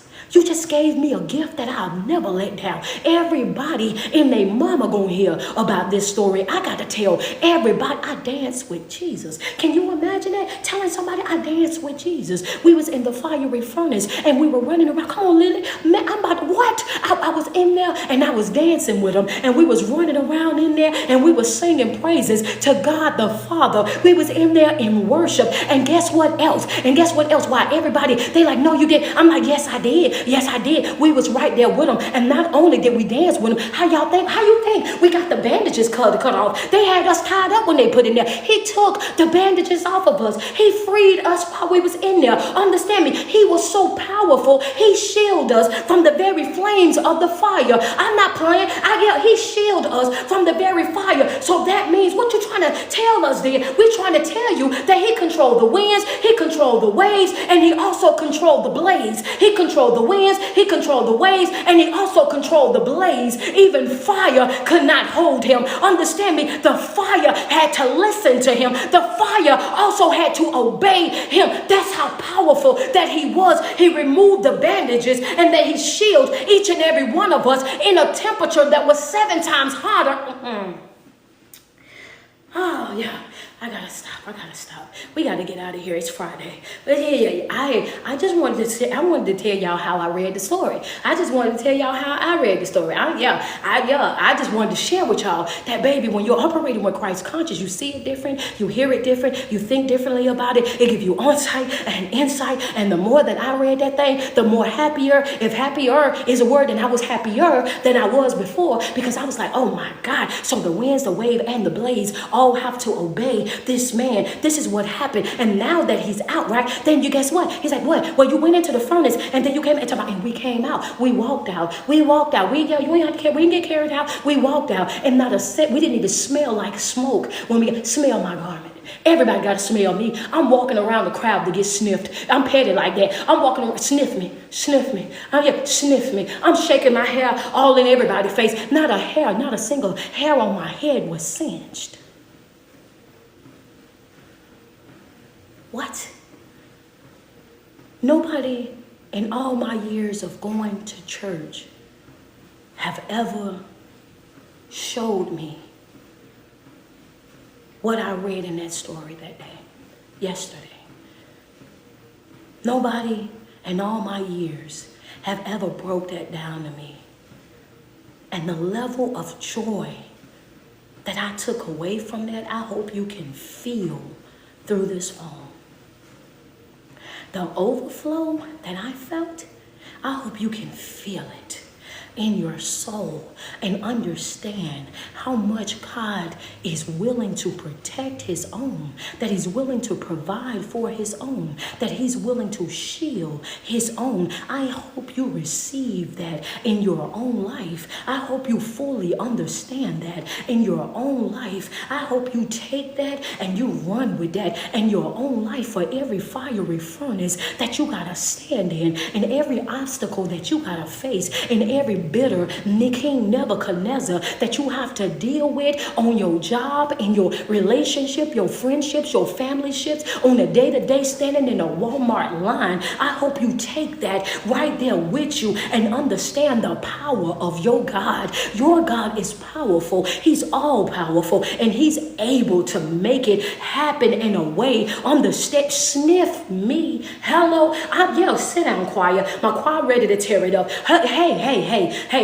I got folk running up and down my virtual church. Give me a second. Give this. Okay. Hold on. I'm trying. Yeah, I get it. Sniff me. Hold on, Morgan. Y'all want to do too much now. Hold on a second. What I'm trying to tell y'all is, I want you to receive. I didn't say do you see how y'all act? What I'm saying is, I want you to take that word with you. I get it. When you start saying, I get it. When you say I receive it do something. When you say I receive it awakens something in the inside, right? When you say I receive that, you receive it, and you wasn't expecting the quicken to happen as well, right? Because when you say I receive it, then you unlock a part of you that you ain't know you was about to unlock just now, and now you're like, wait a minute, sit down, I got a little bit more, and then listen, hold on, Tara, don't come in here with them drums, put the drums up, they'll never sit down, how Bishop say, children, chill for a second, right? But it's something about when you start to think about his power, right? It's something about it do something to you. You're like, wait a minute, that's what I needed. That's what I needed to hear. That's what I needed to fully understand, because sometimes I be diluting his power. Sometimes I be watering down his power, and I be like, no. He like, I'm big powerful. You can't. Yeah, sniff me, baby. Sniff me. Yeah, that one. Hey, you do the side. Yeah, do the side. Been through the fire. Understand me. Yes. Oh, you need something? Get my hair in. Check my hair out. That's what it's like. He gave them an experience that done nothing but brought more people to Christ. He thought that he was proving a point and making people bow and worship him, walking around boldly chest out, boasting and bragging about what he done, only for God to come and shut it all the way down, and now give these boys an experience that will change their whole entire life. Can you imagine the folk that was standing out there being in dismay? Can you imagine the folk out there that's astonished? Can you imagine the shock, the surprise of everybody that was out there? Oh my God. What did we just witness? Oh my God. Do you see this? Because they're whispering to each other. Because King Nebuchadnezzar is still up there now. They're whispering to each other. Did you see this? Did you see this? Oh my God, did that just happen? Oh, wait a minute, they walking out? Oh my God. Can you imagine what they was thinking when they looked inside of the furnace and they saw we put 3 of them in there? And the 3 that we put in there, I know for sure they was bound. The 3 that I put in there, I'm for sure that, yeah, they was tied up. We made sure that they was tied, and they was tied tight. How in the world am I looking in here? And I know math. I know it was 3 of them. One was Shadrach, one was Meshach, and one was Abednego. I know it was 3 of them. But now that I'm peering in, I see more than one thing happening here. One, I see that there's another man that's inside of here. And this one looks like, hold on, eyes squinched all the way up, and one of them looked like the Son of Man. Hold up.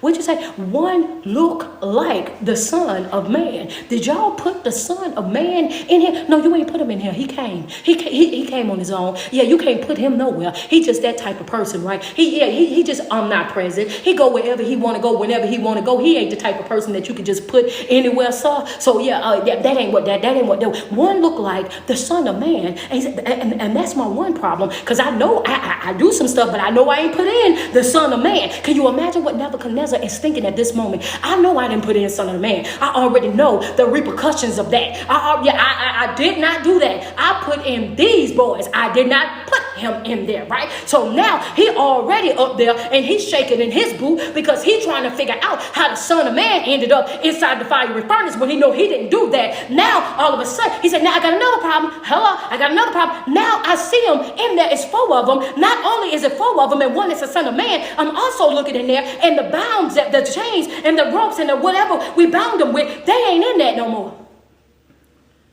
People like, huh? They free. They free. They walking around and they're dancing and singing. They in there in full-blown praise. How could this be? How could this be? Because this is the type of God that we serve. A protector, a vindicator, a God that's able to do the unimaginable. Understand, everything is done. Every chain that had you bound, every rope, every generational curse, every dysfunctional whatever from whomever that was introduced to you, by everything that everybody spoke over your life, we rebuke it and we shut it down in the mighty name of Jesus. From this point forward, when you leave from this place, you will leave free, because whom the Son set free is really free indeed. And when you're operating with Christ conscious, understand me, when you're taking and accepting Christ as your Lord and Savior, then you are free. You are free to live, free to love, free to grow, free to experience life at its fullness. Stop putting those chains back on you. Understand me. Stop wrapping that stuff on you. He's talking to us the same way that he talked to Lazarus. He said, take those grave clothes off of him. And what I'm telling you this morning is, take those grave clothes, take those things off of you. Those things are no longer a part of who and what you are. That's a part of your old man. You've already separated yourself from that. Get on up out of there. Take those clothes off. That's no longer who you are. Stop forcing yourself to live in that. Stop forcing yourself to be that. You are no longer that. You are free. Living with the mind of Christ means experiencing love deeply and sharing that love abundantly. Love is the essence of Christ's teaching, urging us to love one another as he loves us. When we think with his heart, we begin to break down barriers and build bridges with those around us. Love empowers us to forgive, to share, and serve generously. In our daily interactions, we must strive to reflect the love of Christ, creating endless opportunities for kindness and compassion.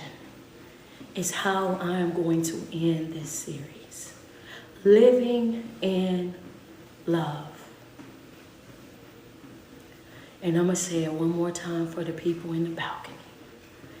Living with the mindset of Christ means experiencing love deeply and sharing that love abundantly.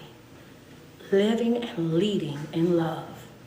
Love is the essence of Christ teaching us, urging us to love one another as he loves us. Love everybody with the love of Christ.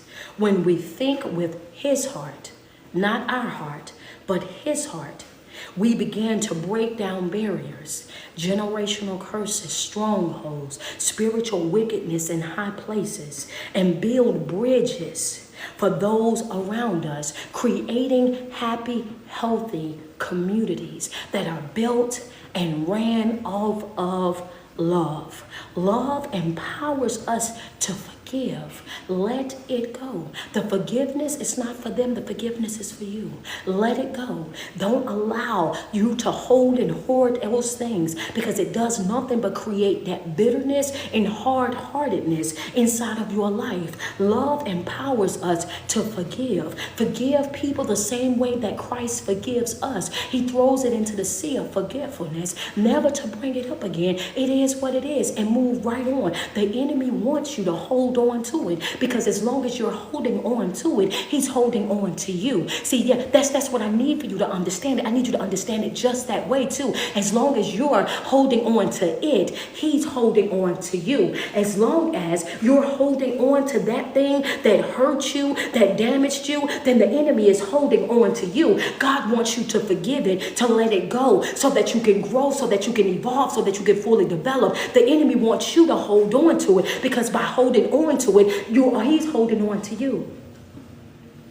It's a trick. It's deception. You being finessed by it.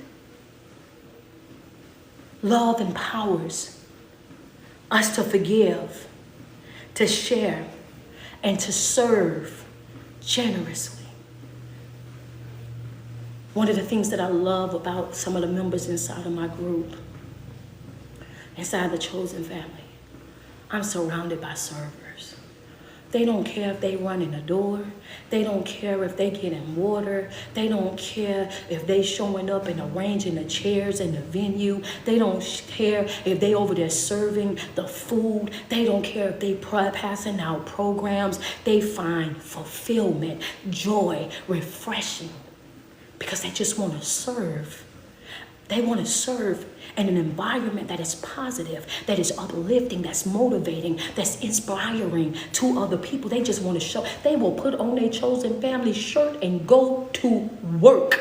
Do you hear me? We'll go to work. I'm talking about we'll be setting up tables, tearing down tables, wiping tables, putting on tablecloths, you name it, and all in between. To serve. And the kicker is this. They was doing that before they learned how powerful it was to be a server. Talk about alignment. Talk about alignment. Talk about knowing and understanding and confirmation that you've been given the right information, because we didn't learn all about servers being more powerful than rulers. We didn't learn that until 2 weeks ago. But they was already operating with that. They was already on top of that. Yeah, okay. As I said, it empowers us to forgive, to share, to serve generously. In our daily interactions, we must strive to reflect the love of Christ, creating endless opportunities and kindness and compassion. The scriptures that I want to give you guys to walk away with today is going to be 1 Corinthians And it's going to be 13, 4 through 5. 1 Corinthians 13, 4 through 5. And it says, love is patient. Love is kind. It does not envy. It does not boast. It is not proud. It does not dishonor others. It is not self-seeking. It is not easily angered. It keeps no records of wrong. 1 Corinthians 13, 4 and 5. And I got that scripture because I want you to check your love. Check your love, because some of you guys think that you have love and it's not love, it's manipulation. It's control. It's damaging people. I want you to check your love. Make sure that your love is in alignment with this love that they just explained to us in 1 Corinthians 13 and 5. This love says, love is patient. Love is kind. It does not envy. It does not boast. It is not proud. It does not dishonor others. It is not self-seeking. It is not easily angered. It keeps no records of wrong. Is that the love that you display? It's a real question. Romans 13 and 10. Romans, I know I'm running over. Y'all give me just a few minutes. I promise you I'll be out of here. Romans 13 and 10, but it's Friday. It's Friday. Please tell your supervisors on your job, coaches wrapping up. She giving you the scriptures. Just give you a second. Bear with you, right? Bear with you, right? Romans 13 and 10. It says, love does not harm. Love does no harm to a neighbor. Therefore, love is the fulfillment of the law. Love does no harm to the neighbor. Therefore, love is the fulfillment of the law. The fulfillment of the law. I am charged to love you. I don't have to be in a relationship with you. I don't have to deal with you, but I do have to love you. I do have to love you. John 15 and 12.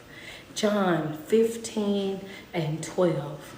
It says, my command is this: love each other as I have loved you. John 15 and 12. My commandment is this: love each other as I have loved you. I ain't finished. I got scripture for you. Some of y'all be needing word. Yeah. All right. 1 John 4 and 19. 1 John 4 and 19. We love because he first loved us. We love because he first loved us. John 4 and 19. We love because he first loved us. Our final scripture.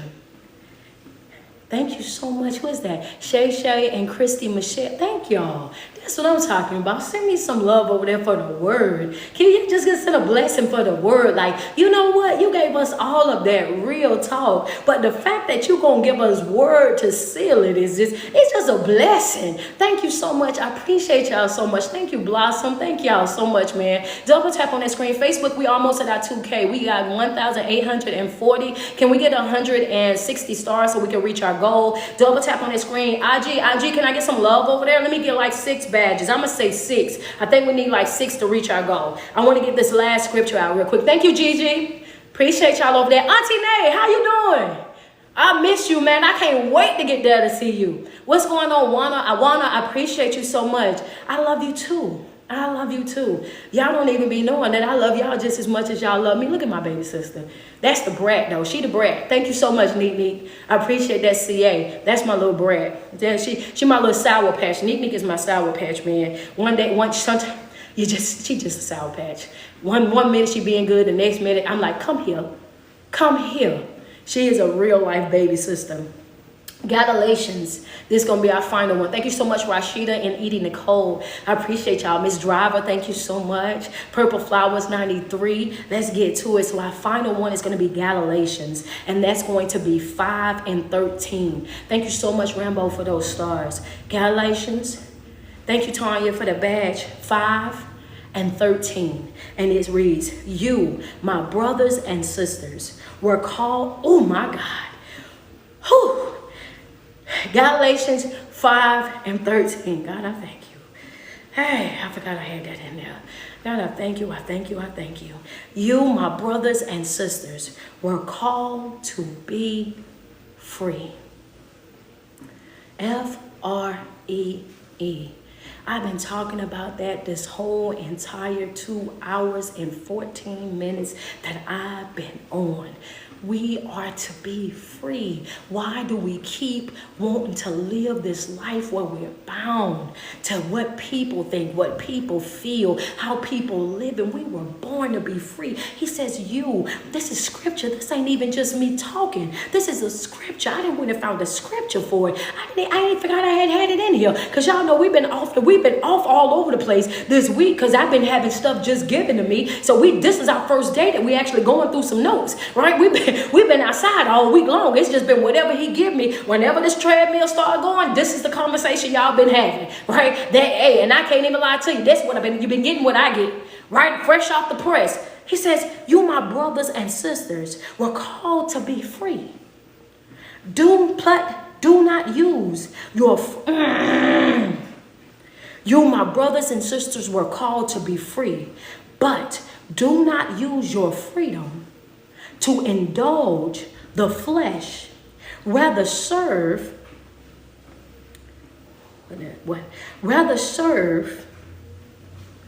one another humbly in love. You, my brothers and sisters, were called to be free, but do not use your freedom to indulge the flesh, rather serve one another humbly in love. I'm going to say that one more time for the folks in the back. Thank you so much, Crystal, for that highlight. I appreciate that so much over there. Thank you so much because I want them to make sure they got all their scriptures. That's Galatians 5 and 13. I got to read that one more time because I need to make sure y'all hit that. I need to make sure y'all hit that. Look, she always talking about her boy. I know this young boy, God, dog. She like her some Paul. She like that Apostle Paul, man. Every time Paul say something, she like, that's my boy. You know what I'm saying? Be repping Paul heavy over there. I'm about to get me some Joseph shirt. Joseph, my boy. Hold on. We always at it, man. Her boy is Paul. My boy is Joseph. Mine was Paul, but I switched and got over here to Joseph. I be switching up. It says, you, my brothers and sisters, were called to be free. But do not use your freedom to indulge the flesh. Rather serve one another humbly in love. And that right there is so different because I just said that at the beginning of this video about we are spiritual beings having human experiences. We are not supposed to operate in the flesh. We are not supposed to behave the way that they behave, those that are not operating with that Christ conscious. We're in it, but not of it. We have the insight to understand what it is that we're dealing with, the spiritual wickedness, the principalities and high places. We are knowledgeable of the strongholds and the things that we're battling against that's unseen. So why do we make this a fleshly thing? Why do we combat back and forth with the flesh? We're not even called to do that. We're called to serve each other in love. We're called to show up for each other in love. This is what we're supposed to do. We are a spiritual being wrapped in flesh. Everything that we do is spiritual. We have the insight to fully understand what it means to not wrestle against the flesh and blood, but to know that our real battle is with the spiritual wickedness in high places, the principalities, the strongholds, the things that we're not able to see. That's our real battle. That's our real struggle. Those are the things that we're against. Anything that exalts itself against the knowledge of God. That's what we're battling against, not each other. And I hope this series teaches each and every one of you guys the importance to operate in love, to lead in love, to live in love, to prioritize yourself, respect and honor yourself, because that's exactly what each and every one of us we're called to do. Friends say this is rich information, right? I just want y'all to know that I love you guys immensely, right? I love you guys immensely. Every single day that you wake up and you put 10 toes to the ground, I want you to sweat yourself. Tell yourself how beautiful you are and how much you love you, because there's no love like self-love. And you first have got to love yourself way before you're able to love anybody else. But if you enjoyed this series, this 3 weeks, man, if you've been hanging in here with me for these past 3 weeks and you're like, Coach, I learned so much. This was inspirational. It was motivational. It was correctional. It really gave me the reset that I need. Double tap on my screen and show me some love on all 3 platforms. My CA is your favorite speaker. Double tap on that screen. Go ahead and send me some love. And I just want to read out this. Embracing humility and transforming our thoughts allow us to think more like Jesus. By seeking wisdom and peace, we can renew our minds and manifest our faith through our loving actions. This is essential to allowing the divine mindset to shape our character as we walk with Him. May our hearts and mind continuously strive to align with Christ, leading us to the lifetime of love and service. And that concludes my teaching on operating with Christ conscious. I love each and every one of you guys. I hope your notes are just filled with powerful information. Thank you so much, Tony, for the CA. I appreciate you, man. I hope you guys got wonderful notes. Hope you guys got all y'all scriptures and everything that we've been dropping for it. Man, this has been amazing, God. I just want to say before we leave up off of here, God, I thank you so much for all the information that you were blessed each and every one of us with. And even though we're parting from this place, we are not parting from your presence. I ask that you continue to mellow the hearts, soften the hearts of each and every person that's under the sound of my voice, so that they will be able to receive all the information that they were given in love, that it would take root in their hearts and they will start to grow and evolve in the way in which you want them to grow and evolve, God. We ask that you cover and that you protect them, that you shield them from things that are not seen, God, that you give them the knowledge, the understanding, and the clarity that they need to be able to see things for what they are and not what they want them to be. God, continue to give strength to your people as we face every single trial and tribulation with our head up and our chest out, walking in confidence, knowing that with you all things are possible, God. We thank you for who you are. We thank you for the knowledge that you have given to each and every one of us. In Jesus' mighty name, we do pray and we receive it all. Amen, amen, and amen again. I love each and every one of you guys. I want you guys to have an amazing day. Keep in mind, my next stop is going to be St. Lucia. I will be out in St. Lucia speaking at the Empowerment Conference. That's going to be June the 27th through July the 1st. From June the 27th through July the 1st. If you have a passport, do not just be sitting on it. Go ahead and put it to great use. Come on out there to St. Lucia and enjoy this time with me. And I will be speaking. We will be hanging out a little bit as well. It is all-inclusive resort, so y'all already know we get to have fun without paying a dime. And that's my type of party right there, baby. Yep, that's my type of party. That's my type of turn up. And we will also be celebrating Crystal Love's birthday out there in St. Lucia. Yeah, my girl gonna be the big 40.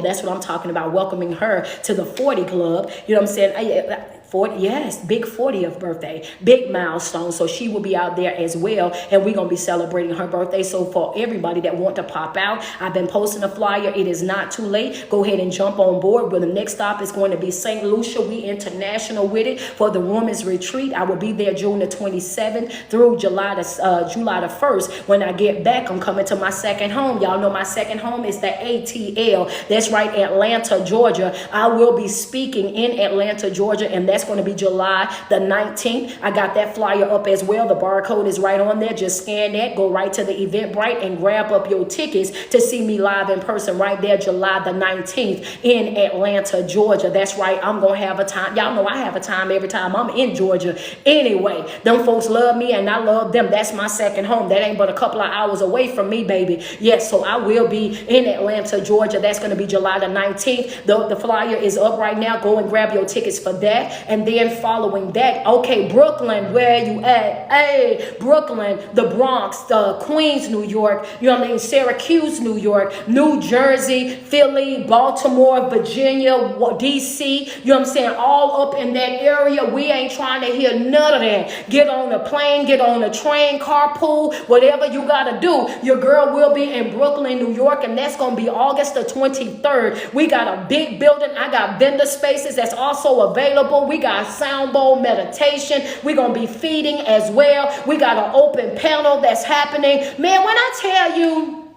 listen, Brooklyn, I'm on my way. Okay, I want y'all to know that Brooklyn, I'm on my way. We will be in Brooklyn, New York. That's going to be Saturday, August the 23rd. It's going to be worth you popping out. Okay, it's going to be worth you popping out. I want you to know it. I'm proud about it. I'm happy about it. Yeah, come on to Brooklyn, baby. Yeah, come on. Y'all know New York is a different life, you know. Yeah, it is. It's a different vibe when you get to New York, man. We ain't going to stand on these people's furniture because we got enough space. You know what I'm saying? So we ain't going to have to do that. But y'all know people in New York, they don't care. They act like me, and I ain't from New York. I'm from the South, but you can't tell. I get there, they do what I do. They get on the furniture, I'm on the furniture. We just mess folks stuff up in New York, right? So, but we got a better place, a bigger place. I got more AC and all of that. So feel free to come dressed, looking your best. Your makeup ain't gonna run or none of that, because this place got really good AC. It's spacious as all get out, y'all. So I want to make sure that y'all know that we got the flyer dropping later on today. I'm gonna say around 5 o'clock today, that flyer gonna be dropping, and it's going to be, the Eventbrite will be set up by the end of this weekend, so you guys will be able to go and get your tickets for the Bronx, New York. I'm telling you, God is so good that I've only been able to do one get in a room tour event, and that's going to be in New York. And it's not my fault. I'm only going to be able to do one event, and that's not my fault. You all have to take that up with God. He has had me booked and blessed this whole entire year. I have so many other events to go speak at that I haven't had time or space to put any of these in. So now it makes sense as to why he had me do the tour in March. I'm at the retreat in March and a retreat in November. I have to be sensitive to the Spirit. I have to allow him to arrange what I do and what I don't do. So yeah, I know it may look like, dang, you ain't did all these, you know what I'm saying? You missing this, you missing that. God is always going to make a way. And I trust and believe that. You know, this is my income as far as my events. When I put my events on and I come out to different cities, yeah, true indeed. But at the same time, if God says that's not what I want you to do, then that's not what I'm going to be able to do. And I just have to trust that he's going to make a way, that he's going to supply the needs. That's all that I can do. So yes, I do realize that goes into the budget. And trust me, I've got to talk with my managers and all of them. They're like, wait a minute, you ain't doing this show, you ain't doing that show, you ain't doing. I don't have those. I have to do what God tells me to do. This is not a business. This is ministry, right? This is what we have to do. So I am going to do Brooklyn, New York. I will be in Brooklyn, New York. That is going to be a part of that's probably going to be the only Get in the Room tour. That and in Houston, I will be in Houston as well. But everything else is, it's up in the air. It's all based on what God wants me to do, how he wants me to do it. This is what ministry is all about. It's not about you getting out there, acting out of yourself and just doing whatever you want to do. No, you're doing what you want to do. You're doing what is beneficial to you. You're not doing what is beneficial to God.